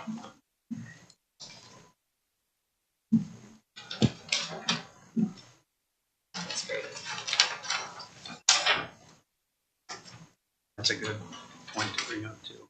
A3? A3? Okay.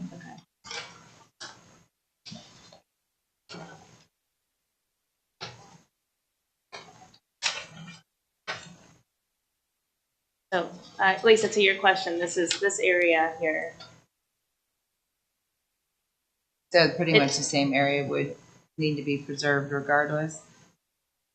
I can speak to that. Okay, So thank you. the Ohio EPA has what's called a stream corridor protection zone, and it's based upon upstream drainage area, based upon the acreage that is coming into that stream, and it's 80 feet. It's 80 feet from the stream. So that would have to be protected regardless, unless they were able to mitigate that. And what I mean by that is they decided that they wanted to go into that 80 foot, they would have to pay in lieu fee and also provide on-site mitigation, which is the environmental covenant that we're providing as well. Because we are crossing it with that roadway, we are providing that covenant to help offset the crossing that's occurring.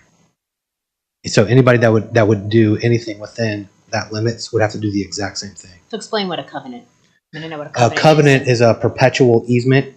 It's essentially an easement in perpetuity that binds the property owner and the agency that they're working with, so that is protected, so that the rights to that are constantly protected in an environmental way.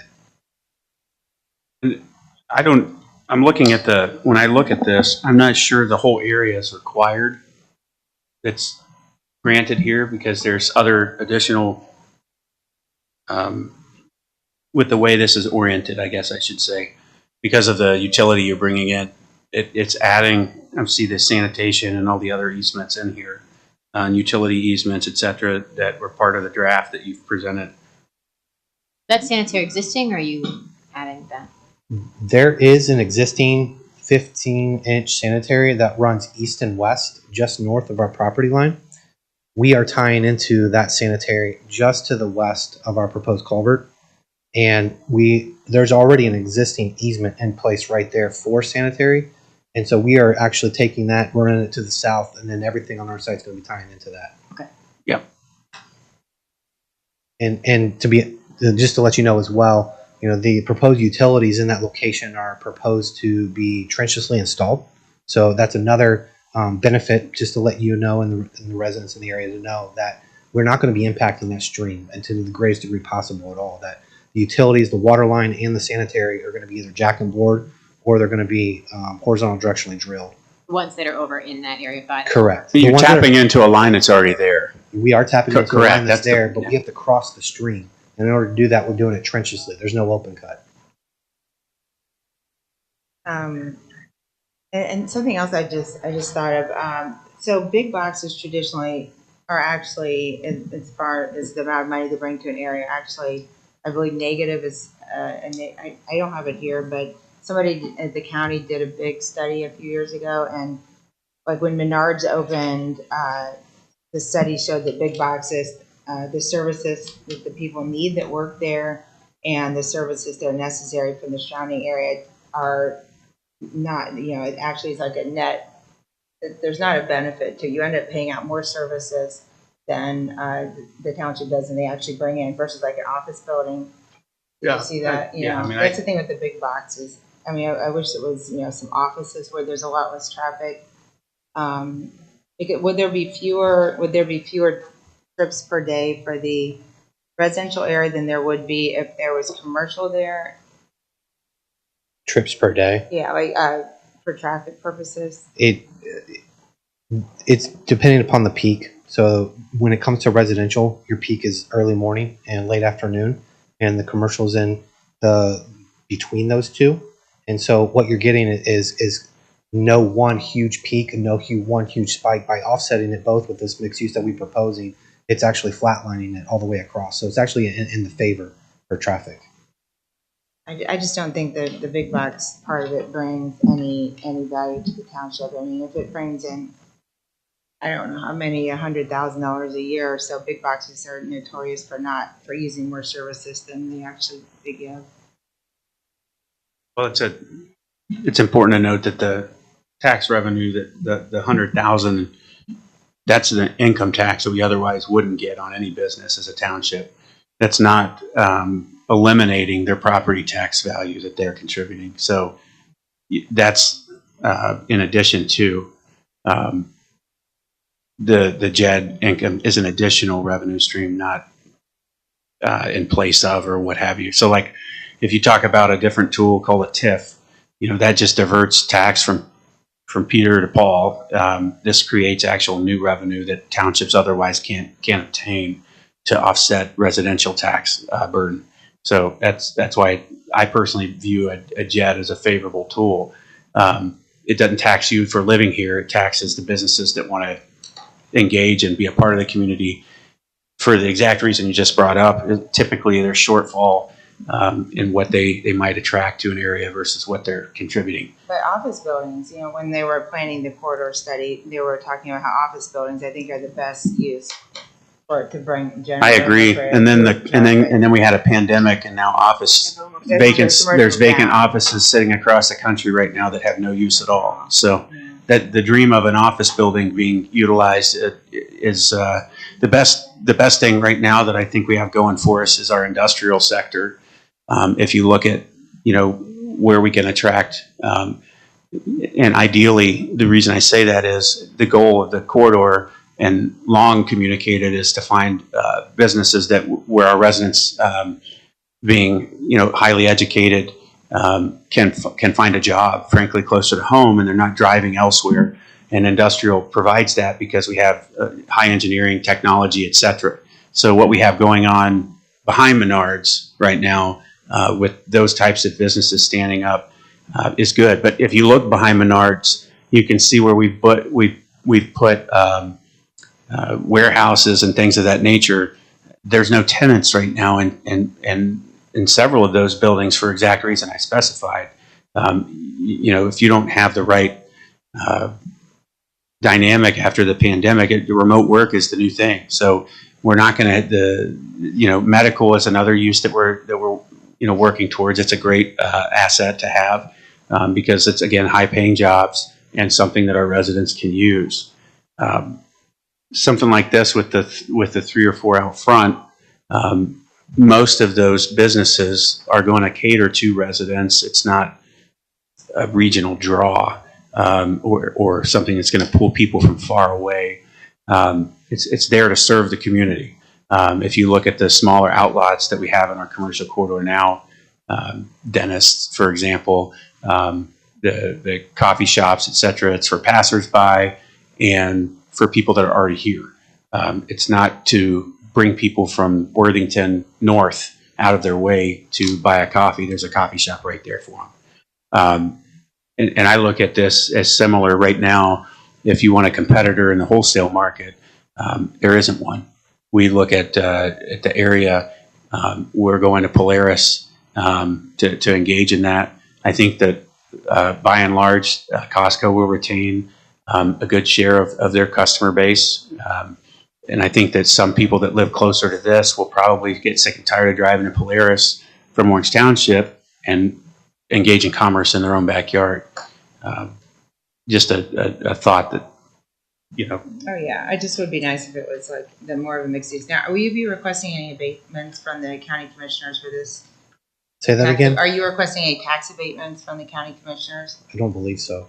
That never came up in our discussion either. You'll have to, they'll have to ask them. I mean, NARD's got substantial tax abatements. No, they're not at all. And that's another thing from a township standpoint is that there's other entities that can maneuver around the township to take tax revenue from the township. And predominantly in the past, that's happened with Delaware County. And since I've started, I've worked with their engineer to build a relationship and prevent that. We just had a meeting last week touching on that. Another township trustee showed up, and that was a concern he expressed: is be careful, they'll take your money, you know. And right now, with the work we're doing, that's off the table. And frankly, the reason that there's a shift in dynamic is because if we continue the model of building single-family homes, we're going to price ourselves out of a community pretty quickly.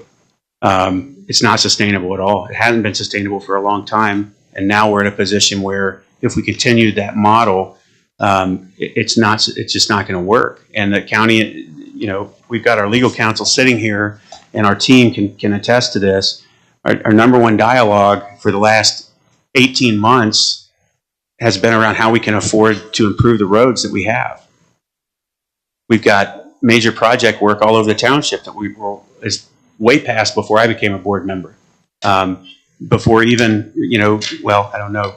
She's been here, it's her fault. But I think, you know, a lot of it started 10 years ago when you see this incremental growth getting approved. And now you've got another entity in ODOT that's looking at putting an interchange on 71, dumping directly into our township. Vail Canyon's 2 lanes. Look at what Polaris has done to that. And there's no curb, no side road. We got to fix it. Well, there's $5 million. Lewis Center needs work. That's a county road. You come down to Orange Road. We all use that. We've got to get an underpass built, $20 million. That's why it's not been done. How are we going to do that? So if we continue to reverse tax ourselves or inversely build the wrong kinds of development, it's just going to extend the time for us to do the improvements we need today just to get by. You know, sidewalks, same discussion we had. I met with a resident who's here today about building sidewalks along these very roads. Where's the money for it? If we want to pay more in tax, then we can, but nobody does. And the projects that we have planned for the next 5 years are consuming the budget that we have and the resources we have. The only way to change that is to change our approach. So, you know, we've got with again the commercial corridor and the overlay, the goal was to try and do that. It failed, so I stopped it, and I got a second vote to do that. It wasn't working. It was going to be nothing but, you know, high density and the wrong kinds of commercial, frankly, that weren't going to serve us. You know, But how much money? We don't really know how much money this is actually bringing, you know, to the township. It's hard to tell. 30 acre. Go ahead. Well, you're going to have real estate taxes on both parcels. You're going to have the JED money, but there is one thing we keep saying that they're not going to do anything for the community, and I think I've spent about the last year and a half with the BJ's people, and they would argue very aggressively against that because they feel that they're a value-oriented retailer that provides a service to the community they're in. They're not Sam's. They're not Costco. They don't try to be. Their packaging is smaller. It's more family-oriented. They sell gas at a discount. The price of gas being where it is today, even a 10 or 20 cent discount is significant. And they feel that they ingratiate themselves into a community and feel very strongly about the fact that they're here for the residents of the community. How do they compare to GFS, which is just, a little bit more? I think, I'm not extremely familiar with GFS, but I think that's primarily business to business.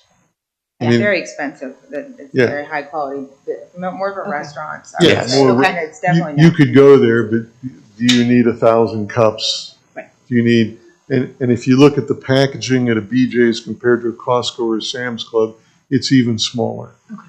Because they know that they're basically selling to families. They do very little business to business, and they want to be part of the community. And I get it, I know the site, no site's perfect, no site is everything everybody would like it to be, but I will say that if you look at the corridor, this is the last undeveloped site, and we've been sitting with it for 20 years. It's got pretty marginal access. It's got some hardships. And we've had some opportunities to develop it. We had a medical use 5 years ago. We've had other things, but we really have tried to, but not been able to find the right combination. And while we could say we'd like it to be a lot of things, this is kind of what's on the table today. And we've tried to put our best foot forward, come up with something that fits into the community, that works for everybody. And quite honestly, we feel pretty good about it. So. The regional planning did recommend denial, correct? And That's correct. have they recommended denial for any other applications in the last few years? I believe I've seen, for the township specifically, I've seen Orange. it. Very minimal, but I think I've one or two maybe. Yeah, that concerned me because very rarely does regional planning. They mostly have problems with the mixed use and all the divergences. And I feel like by granting so many divergences that we're just really setting a precedent that I don't want to set it right now. So I do agree BJ's is an excellent company. I'm not sure about the use of this site. I mean, it could be developed commercial into something else. I mean, that's for sure.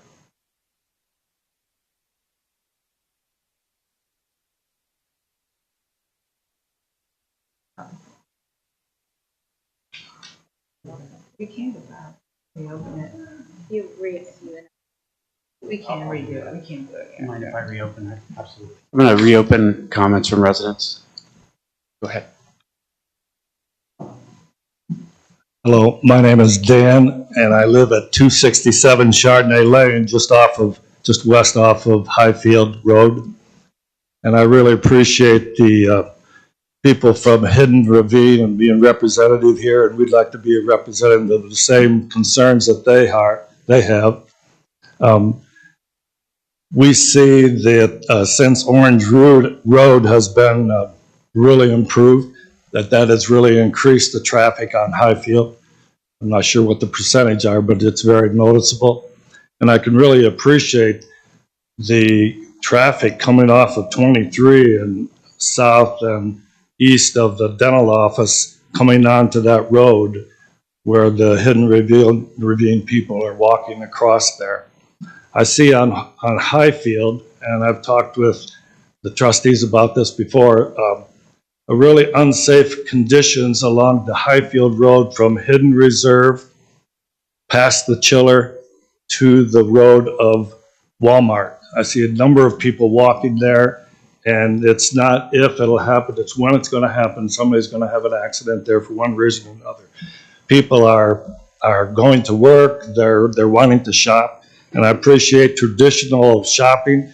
The chiller really brings in many people from different states. And these people they're a weekend there with the hockey games going on, and the parents are there, and they would really appreciate, I think, being able to access the residential or the shopping area, and maybe more of a shopping area, traditional shopping area around that chiller would be more to our liking, and just more to our safety and more to our advantage of our residents in the area. So thank you, and I really appreciate the balance that you trustees are doing, trying to bring enough income in to help us develop and keep us safe and tax bases and everything. So it's a hard job. I can see that. I've learned a lot tonight. Thank you. Thank you for your comments. One of the most difficult things is, you know, if we compile the wish list, which we have, of what people want, right? And we can publish that and put it on a banner and street signs and everything else. And I think what's important to note is there has to be an interest from the other side. They have to come in and say, we want to put it there, and that property is the right property for it, and that's going to work out for us, right? So it's always a balance. And when I first started, I probably would have had a totally different position on a lot of things, and I learned, unfortunately, the hard way, that when you pass on some things that are balanced, hoping for more, you can get less. And what I mean by that is what we heard tonight. If someone applies for zoning or they apply for a development project that meets no divergences and they want to build it, then legally we're not going to stop them. If the overlay, which we plan to reopen when it's revised and approved through the zoning commission and everything's done, right? If they apply within the overlay and it meets expectation, the letter, and that's why it had to be redone to make sure it was proper, so that what we asked people to bring to the table is right. So if you know, this goes by and they bring in 294 apartments and they want to put them right there and it meets everything, they can go right there. If they bring in other uses that we've approved, which I don't remember the whole list of what they are, but I hope you understand the, you know, from that position. And so, you know, there's a few things I look for: partnership, quality of the tenants, quality of the business itself, things of that nature, what it's going to offer our residents. I personally, we all differ, as you can't tell. We have different perspectives, and that's good. That's what you want in a board. You don't want us all to agree, because it challenge each other and to come up with what's best for the collective community. I do think people are going to use this. We lost a pillar store. We lost Giant Eagle. This is going to offer discounted fuel for members only, by the way. It's not just a place people pull off and fill up. So the people that are transacting and engaging in commerce there are paying to do that. They're joining the club. I've seen the tax revenue figures on similar communities, and I can't imagine from an apartment standpoint this will be different. It's substantial. That's one of the reasons that the school district and the school board go to hearings like this and endorse and advocate for that, because it generates so much tax revenue compared to the offset of students. The superintendent has come to numerous hearings of ours, even when we voted down apartments, to say, think about what you're doing, because you're going to make us collective, net money. A lot of those properties also came with TIF proposals, meaning they wanted to take up 75% of those school taxes and give them to the county to use where they needed them, right? This isn't happening here. So the problem that I always had with that is, if we lose all of the tax revenue and it goes to another entity, we can't get, a guarantee on what we're going to use it for. In other words, our roads and roads that matter to our residents, or sidewalks, et cetera, that allow us to build more. So I like that there's no TIF on this property currently, and I like that they're contributing above and beyond than what they have to in a township. That in and of itself tells me that they want to be a part of our community. It's not often when you go to a business, go, hey, yeah, we want you to build here, but throw us another 2.5% of your revenue stream in taxes, and we'll be good for it. You don't ever just get absolutely not a problem. That happened in this case, and we're happy to invest in the community. We want to be a partner here for a long time. Right away told me who we're working with, and I'll tell you, I've worked with people in Delaware County that it was, we want a TIF, we don't want to pay for roads, we don't want to pay for anything, we just want to come and build and take our money. And that's what they're used to getting a nod from. And quite frankly, if you look at campaign donations, you can see it. Not a surprise who votes yes for that. I don't. But I just wanted to end in saying that even when we met, again, it goes back to what we can afford, and we're 5 years out on our budget and what we know we're going to build. Our road list comes out every year. We have $1 million to fix roads. That's it. We need more than that. We can't keep up. We have more potholes than we can fill, and that money has got to come from somewhere. The apartment value, it's significant tax revenue. We could pull up right now, if you pull it up on the county auditor's website, if you pull up Walmart, look at what their commercial tax, what their tax is, what it's contributing to the community. It's going to be substantial, guarantee it. And I think it'll really help and I want her to do it before we're done so that we can hear the number. Just right next door, similar size property, what they're paying in commercial tax. No gas station, by the way. That goes to the county, correct? No, our township tax. Oh, the township, okay, just township. I want to know what and we can't ignore what it's bringing into the collective county either, because we have several county roads right here. When I sit down with the engineer and we talk about, hey, how can we fix these roads? A lot of times it comes down to what we're willing to contribute. And if we contribute X amount, the county will match that 2 to 1. So if I can get a little bit of money for this board to work with, I can double that, more than double, triple it, the collective spend there with the county right away with their transportation improvement district funds that they have right now. There's other resources and grants that we can apply for that we're working on with the engineer's office. That's why I meet with them at least once a month. So, that's all part of what's happening. And again, the plan on 23 is it's been commercial. It's going to continue to be commercial as far as I can tell. I don't think in any of our new zoning that is going to be determined residential. I'm sorry, for the overlay district? Correct. Like mixed use, but not, what I mean by that is like single family residential. Oh, no, not at all. But it's not, I mean, I'm even reading some research I looked at earlier where a lot of times the big boxes just take away business from other big boxes in the area. It's not like it increases purchases. People just take their business elsewhere, which is one reason that Giant Eagle left. So yeah, I just don't think big boxes are good for the community in general. Do you still have input from? Yeah, go ahead. Yep, I opened it back up. I didn't close it. My name's Laura Noel. I live at 8158 Summit Point Place in community of Hidden Ravines condos on the north side. As far as commercial development, that's fine. That's your land. My problem is all with access from our neighborhood. Can you say that again? Our problem is access. Okay. And as far as I'm concerned, we have a nice little pocket along Hidden Ravines where the traffic hasn't been too bad, so our neighborhood can connect with both sides. People can walk safely, especially down into the little cul-de-sac between Fixari and between our neighborhood. And it's a little cul-de-sac there. As far as opening up that area into the new development, that's my problem. That doesn't add to any family feeling, or it doesn't add to any community on our side. I think the best thing to preserve community would be not to open that access.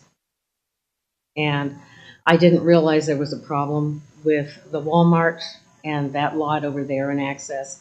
But I think access from 23 and Highfield should be plenty. And there's already, I see kids on Highfield riding bikes, and that's really unsafe. I mean, it's not going to be a walkable walking trail back to BJ's or anything like that. But we have a nice walking area where we are now, and we just like to preserve it. Thank you. Because most communities, even fast-growing ones, cannot absorb a store of this scale without sizable revenue losses to existing business, including both locally owned stores and competing supermarkets and shopping centers.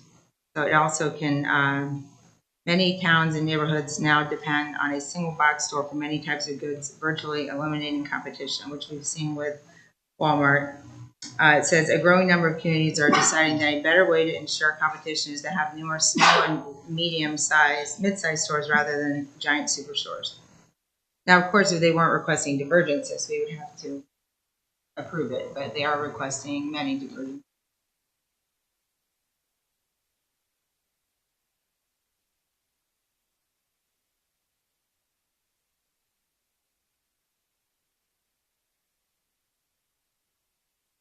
Earlier today, I was reviewing the comprehensive land use plan that was done by the township in 2018, and this is sub area 5.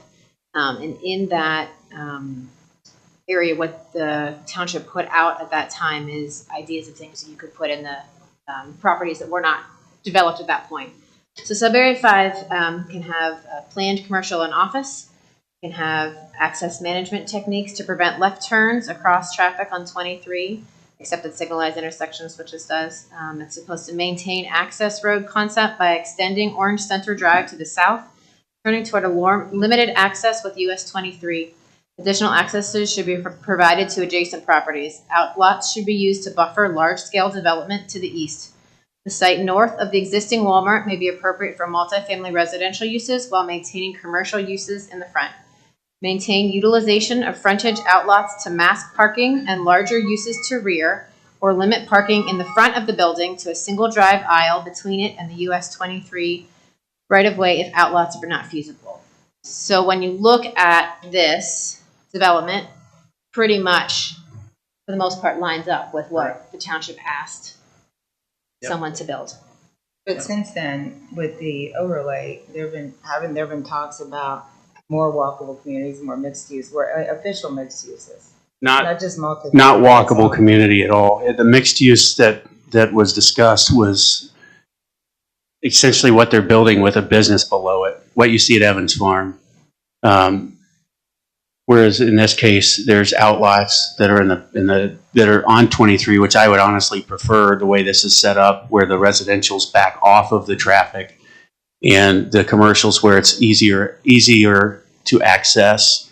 And I understand the concern with your existing community. I imagine whoever develops that property is going to pave that road and connect it through.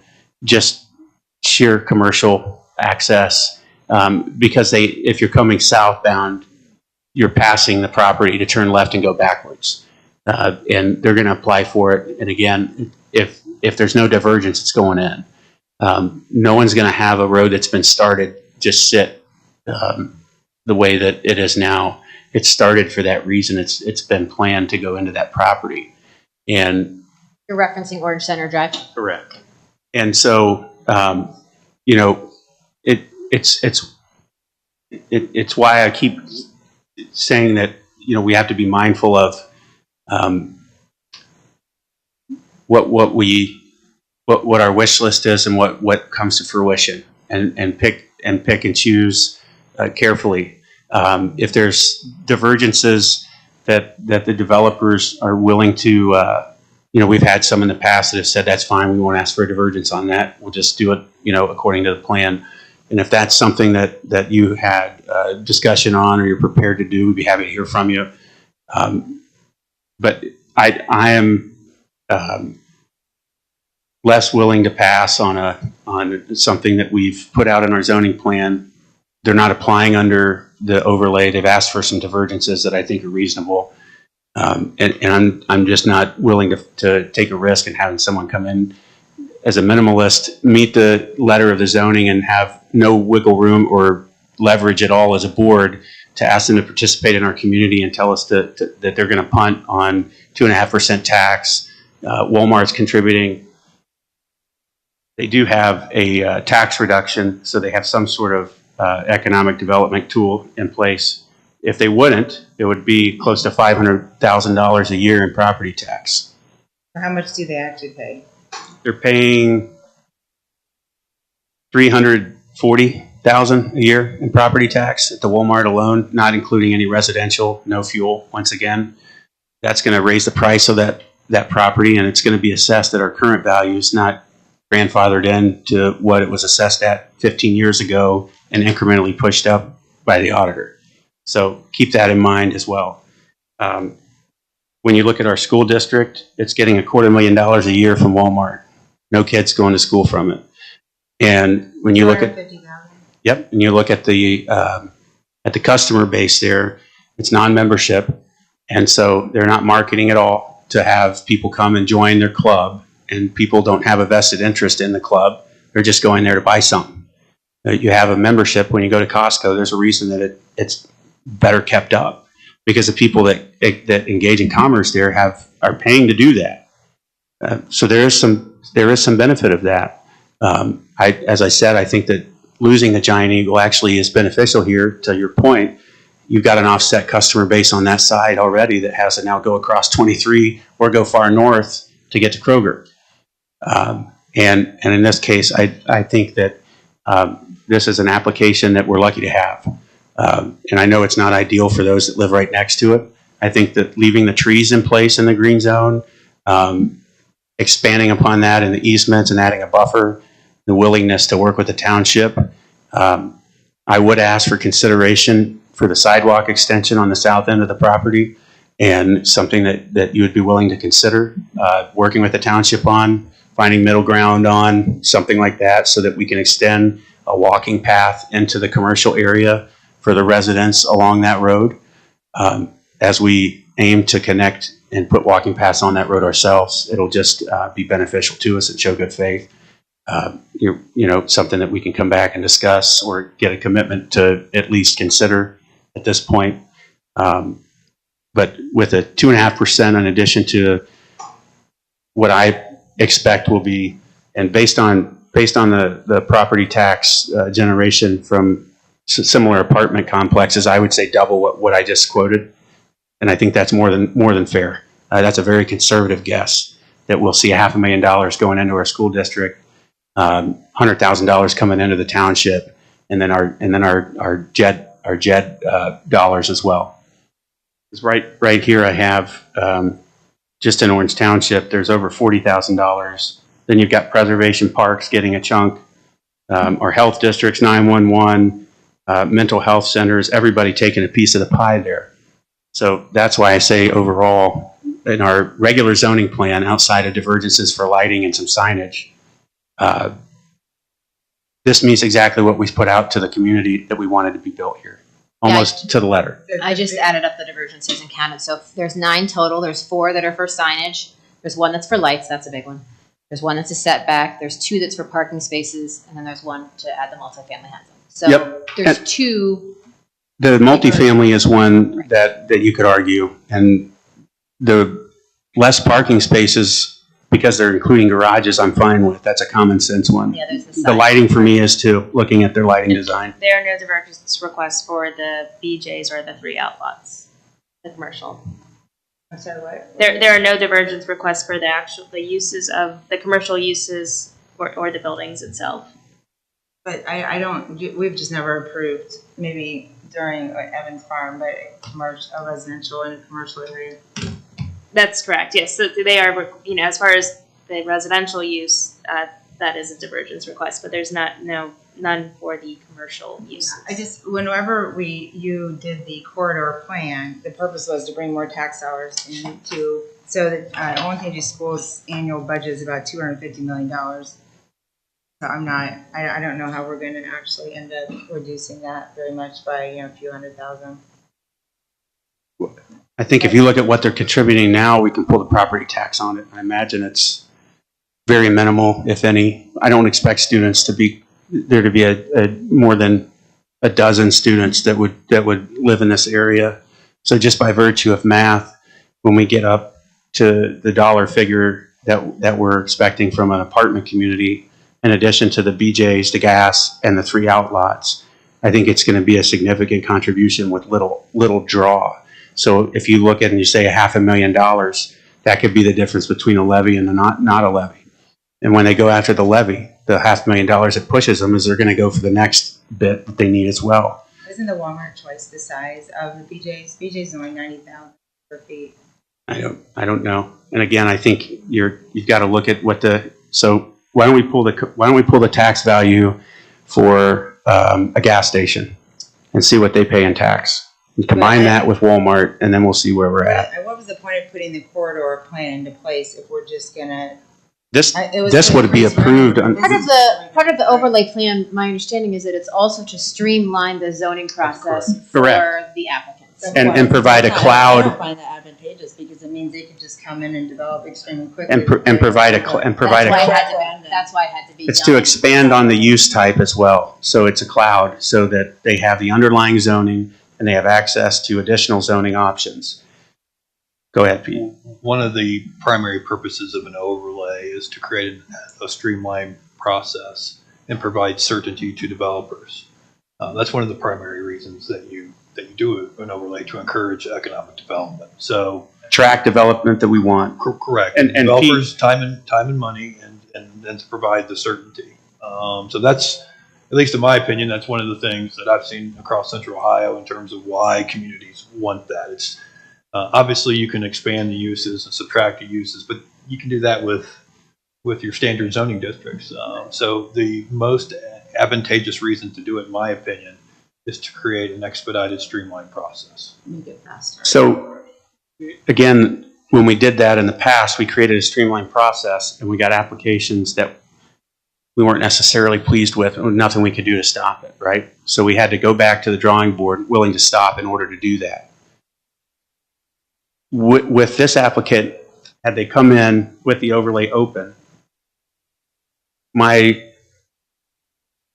assumption is that we would be essentially just listening at this point.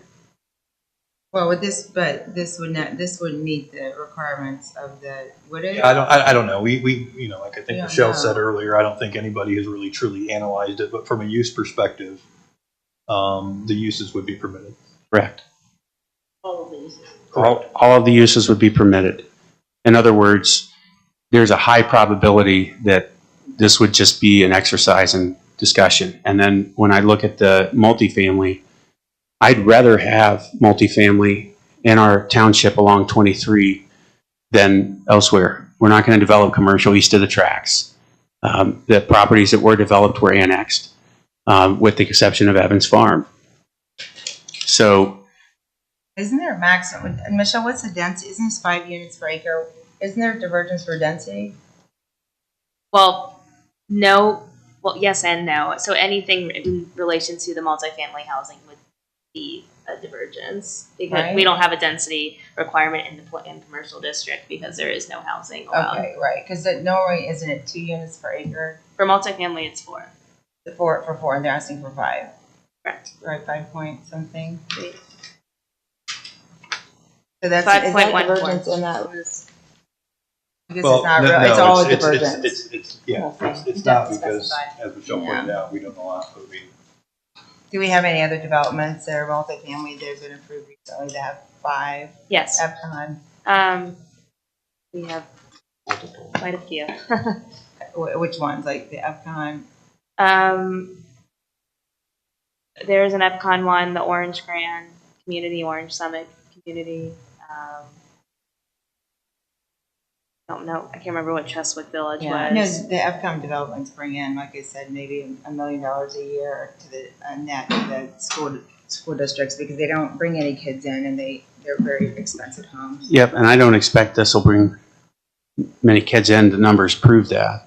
I think Epcon communities even had a few kids coming out of them when I looked into the math. And again, have no problem sharing the numbers or the information. If you just send a request into records request at our township, I'm happy to share a copy of that study. Those residents are paying you $13,000 a year in property But taxes and having no children, so it. And it's pretty- the apartment developers are also paying substantial property Oh, yeah, tax. but not that much.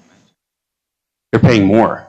It's a commercial. It's a zone. It's a different tax bracket altogether. But each of those units is worth, Epcon, $500,000 for each unit. Yep. These Hey are Pete, not worth that much. what's the commercial tax rate on apartments versus a single family house? It's what, almost double?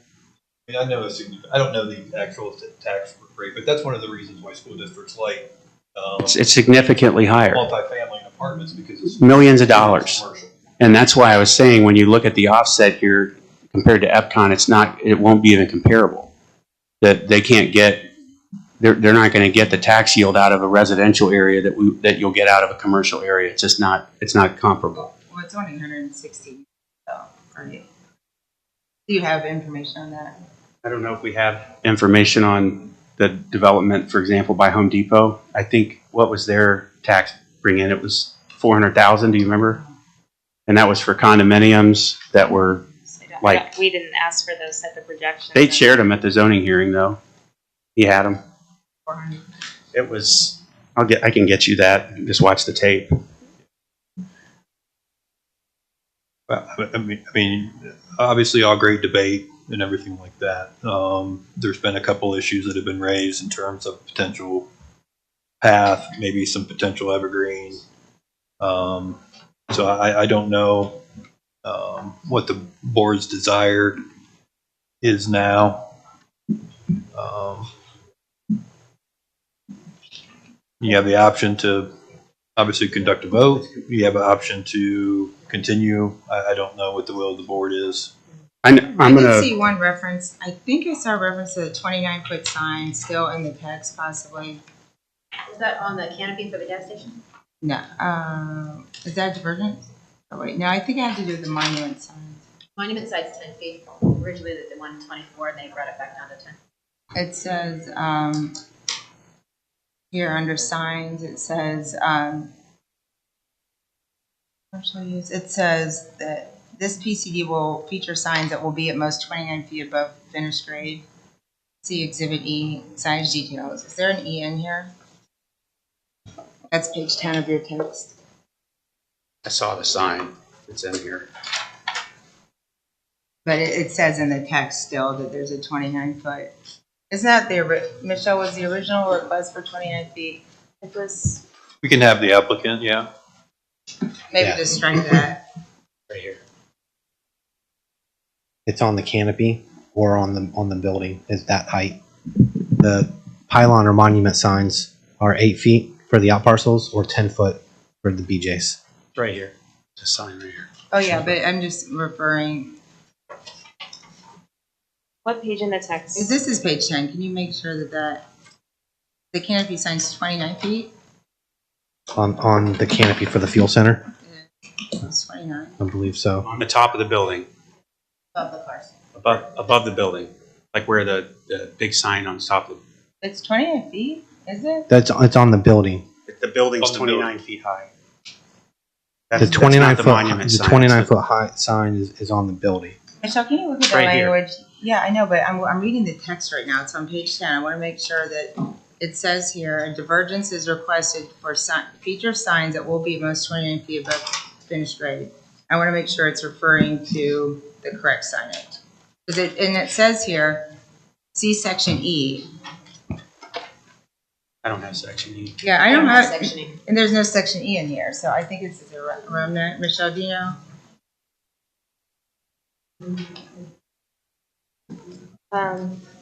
So I think my assumption is that there's a typo in the text referencing the wrong exhibit, and I think the correct exhibit would be J1. F1.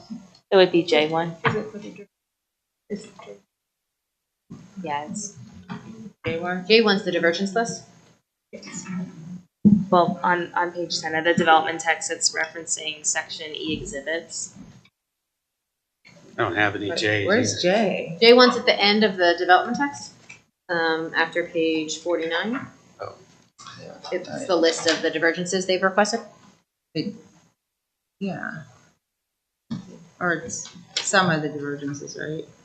I saw there was a picture you had of the front of the building. It showed the sign in question right on it. Yeah, but it doesn't matter. If it says it in the text is what matters. It says they're requesting a sign that's 29 feet, so it should be fixed. I think they meant like section D. Well, we can have them agree to that here. That's what I'm doing. That's why I'm asking. No, yeah, I got it. I think I just want we it can to have get it written in fixed. here as part of the approval. Exhibit G1, the west elevation, is the main sign for the entrance. That's the 29 one. feet. That's the one that shows the entrance monument. So that one is, we've got a picture of it and we've got the size of it. So that's not going to be 29 feet. But the one on Wait. G1, the second page, when you see that, At the gas? The peak of the breezeway is 39 feet 4 inches, Like where? right here. G1, right there. You're looking at it. But, so is that? And so the sign, if you look at the sign, subset number 1, that's the one that's referenced at 29 feet high. That's 29 feet, 10 feet below the peak of the building. So it says BJ's Wholesale Club right below it. It says 29 feet right below it. Where, oh, so where's See, the- 29 feet? And then what exhibit are you? G1. So we'll just need to amend the zoning text for that. Yeah, I see, but do you understand, this is, I know you haven't seen. No, the I'd sign rather it be before, right. but It's a fair call This out. is wrong, this says. So you're saying just make the specifications match the drawings? So make sure Yeah, that but the, we need to tell them exactly what those are. yep, the record should show that This is it's important. G1. Is it G1? Yep. So. Because it just says generic, it will feature signs that will be at most 29 feet. Do we even need that divergence requested if they're already called out? Are the specific divergences with each of those signs already called out in the text? Because we could just strike that section if not. I mean, yes, I just try to stay consistent with past applications, but we typically ask for like a list entirety of the divergences in addition to calling it out in each of the sections. Oh, yeah, but it just says a divergence. Wait, what is 2203C1? Is that wall signage? I believe so.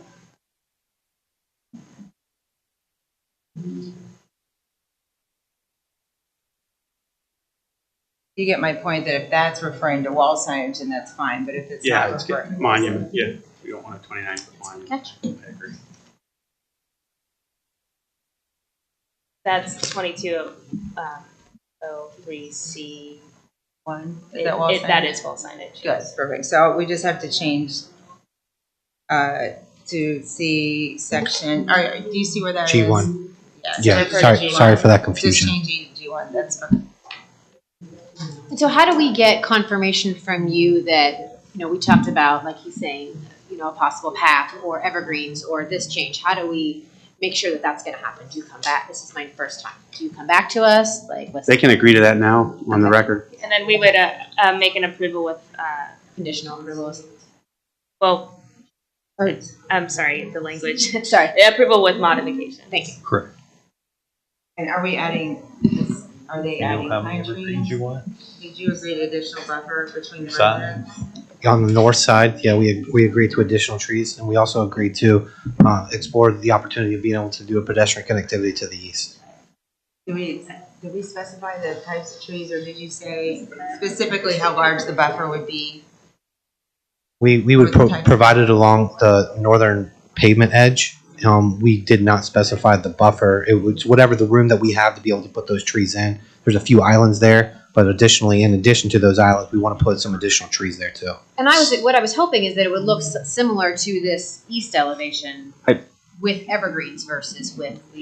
You're talking about the east elevations between the chiller and Right. BJ's? You have a whole lot of trees along there that are the maples, but we were hoping for evergreens on this north Can side. you, Ms. Bonnie, can you pull up the slide they're referencing? I do want to say I found a application with tax information in it for a 144 unit application. The school contribution projected at another $500,000 for 144 units. Where's that at? 480,000. I can send it to you. So where's it at? What? That was on North Road. It was actually a higher density, so less acreage, and no commercial application along with that apartment. Wait, is it apartments? Is it their apartments? They're apartments. Are they nicer apartments or? They're very similar in construction to this. 3 stories? Were they 3 or 2? They were 3 to start with, and I think they moved it. No, they stayed. I'm sorry, what's development? I'm North Road. North. Or were they 2? 2-story. Okay, so 3-story apartments here. They had garages as well. How many units? There were 144 units. I can do a math calculation on that projection per unit. They were predominantly 1 and 2 bedroom. There were 3 bedroom in this community, although the number wasn't, probably have it on here. And how much did they generate? They were projecting $482,832. I'm sorry, you said apartments, not condos, right? They're apartments. So are they taxed commercially? They're taxed as apartments, correct. That's to the school district or total? That's just to the school district. Just so I understand, Erica, the tree question you had, you're looking at an additional screening on what side? The north side, North side. between Here. the multifamily and the existing condos. So we're at where my hand. So down on the left. Yeah. Well, And they projected with the Here? 3-bedroom units. Is this no, that's the vertical, that part, right? this part here? Going up and down, right? Right there, they want that to be screened similar to I it know is it's shown on confusing the top. because the Okay. drawing is flipped. Lisa, The that was- northern boundary line. It is the northern boundary line. Oh, I'm so sorry. It's between, you guys have your pond, and it's, so it'd be like your homes, the pond, evergreens, this, then the multifamily. North. Sorry, I didn't realize the north arrow. Okay, so this area. Yes. You want similar screening trees like this over here. Yes, but evergreens, please.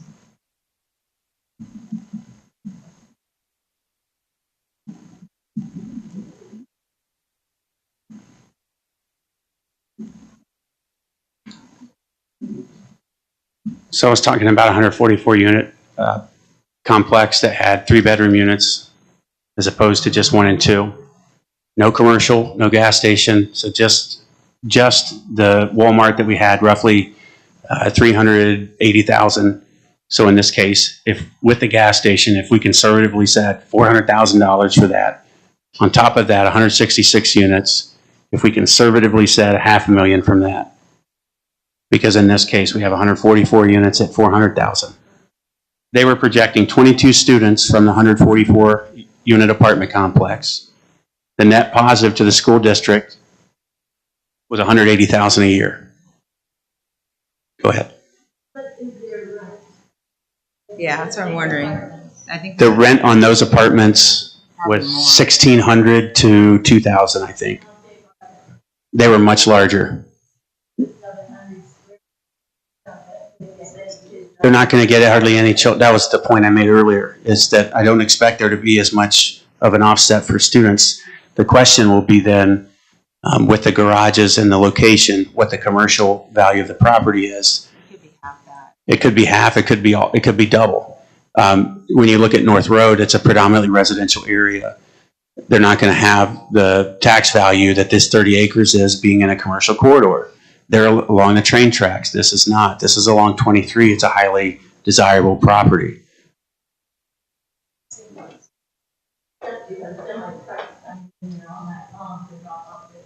Yep. And what we can do as far as semi trucks coming in is, work with the developer. They're going to have a preferred path for those trucks to come in, and the drivers themselves have their own little network, right? And they communicate with each other. So, hey, you don't want to go in this way because you're going to run into this or that. So whatever path they dictate is the path they're going to take. How many semis usually drop off goods every day? Do you know? No, I don't. I don't know if it's a daily basis or if it's weekly. Michelle, is it? Oh, go ahead. Oh, I guess I'm just trying to understand the potential modifications to this. As far as the on Highfield Drive, the access, are we looking for a multi-trail easement or a sidewalk? Or just, I don't know from an engineering standpoint. I mean, I would say an easement, because then we're not going to have to go in and purchase right away and go through that, run around. So on the south end, if we wanted to put a sidewalk on the southeast corner of your property, if you gave us an easement to do that, so that at a later time and date, if the township wanted to develop that into a sidewalk to connect the other sidewalk you're already putting in, if that makes sense. You're talking an easement from the right-of-way line on Just Highfields just that a- runs north and south along the right-of-way line? It would Right be there, just like she's got shown. You want an easement like that? Is that correct? So that you can run a path that Correct. runs north and south? That's it. Yep. And then on the south end of the property, if you can, let me pull up a map that I can explain what I'm. Basically, where you stop right now, Right there. down by the dry cleaners, Yep. but run all the way back towards. East to west across that Correct. southern property line. And then up. Oh, Okay. And my question is, from a site plan, I don't know if you have enough room for that, or if you're even willing to do that. But yeah, that's what Trustee Grumbles is requesting. Yeah, is because from that red line, then go back east to west, all the way back towards. Correct. Back to Highfield. Because Correct. correct. Yeah, because we have a sidewalk on 23 that the residents that live there can. Between two roads, like see where that little strip of. There you go. Yep, I'd like to that's or something that would connect even from Highfield going behind the facility to the front sidewalk, just to give the residents that are currently trapped back there a path to get out on foot. I can say the easement along the right of way on the east side is something we could definitely grant for future connectivity whenever that pedestrian path gets extended, so that you've got the room to do that. The pedestrian connection from where we're currently terminating at the fuel center to that east side is something we're going to have to explore. Okay. Because it is something from an engineering standpoint. As she mentioned, there is an existing curb that runs along the North Point property. We're proposing curb as well. And right now it is tight.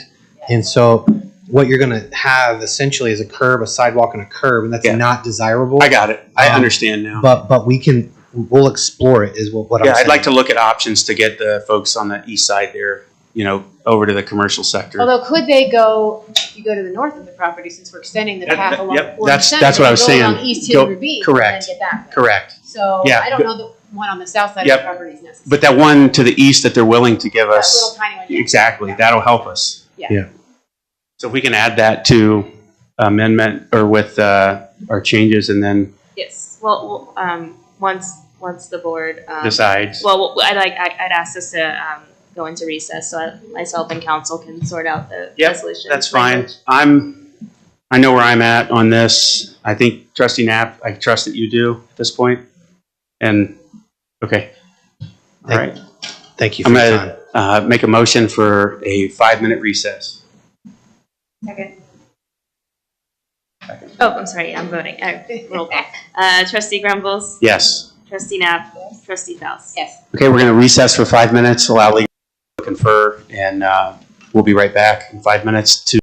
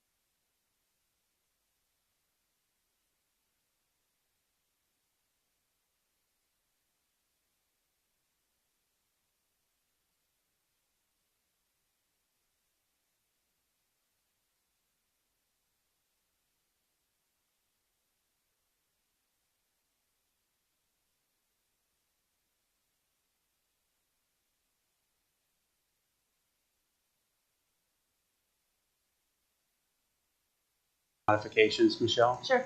Okay. We make a motion. I'm good. Ready to make a motion to return to regular session? Second. Trustee Grumbles? Yes. Trustee Knapp? Yes? And Trustee Faust? Yes. Okay. And during the recess, legal counsel discussed a few amendments. Ms. Bonnie, I'd ask that you cover those before we move towards officially making a resolution here. Absolutely. We are proposing 3 modifications. The first would be additional evergreen landscaping similar to that provided along the eastern boundary line of the apartments. Shall be provided along the northern boundary line of the apartments. Number 2, correction of wall sign reference from Exhibit E to Exhibit G1 on page 10 of the development text. And number 3, the applicant shall provide a proposed easement for pedestrian access along frontage of Highfield Drive. Is there any objection to any of those amendments? Okay, no objection. Make a motion to approve Resolution 22-163 to adopt the recommendation of approval with modifications of the Zoning Commission as to zoning application ZON 2107 of JLP Orange LLC for rezoning from Route 23 Corridor Overlay District to Planned Commercial and Office District. Second. Trustee Grumbles? Yes. Trustee Faust? Yes. And Trustee Knapp? No. Motion carries. All right. Nothing further for tonight's hearing. I'll make a motion to adjourn. Second? I'm sorry, Trustee Grumbles. Actually, Mr. Griggs, do I need to close the hearing first? I mean, you can if you want to. I'll announce the Actually, zoning. wait, the reason I voted no is because, it's almost unprecedented that we approve a residential development in a commercial area. I don't want to set a precedent. Regional planning recommended denial, which is pretty rare, and I respect their opinion greatly. I'm concerned this is going to also hurt small businesses and actually end up increasing the amount of money that we pay compared to what we bring in. So, wanted to explain that. Does the motion still carry for the adjournment? Yes. Trustee Grumbles? Yes. Trustee Faust? Yes. And Trustee Knapp? Yes. Thank you. All right. Meeting adjourned.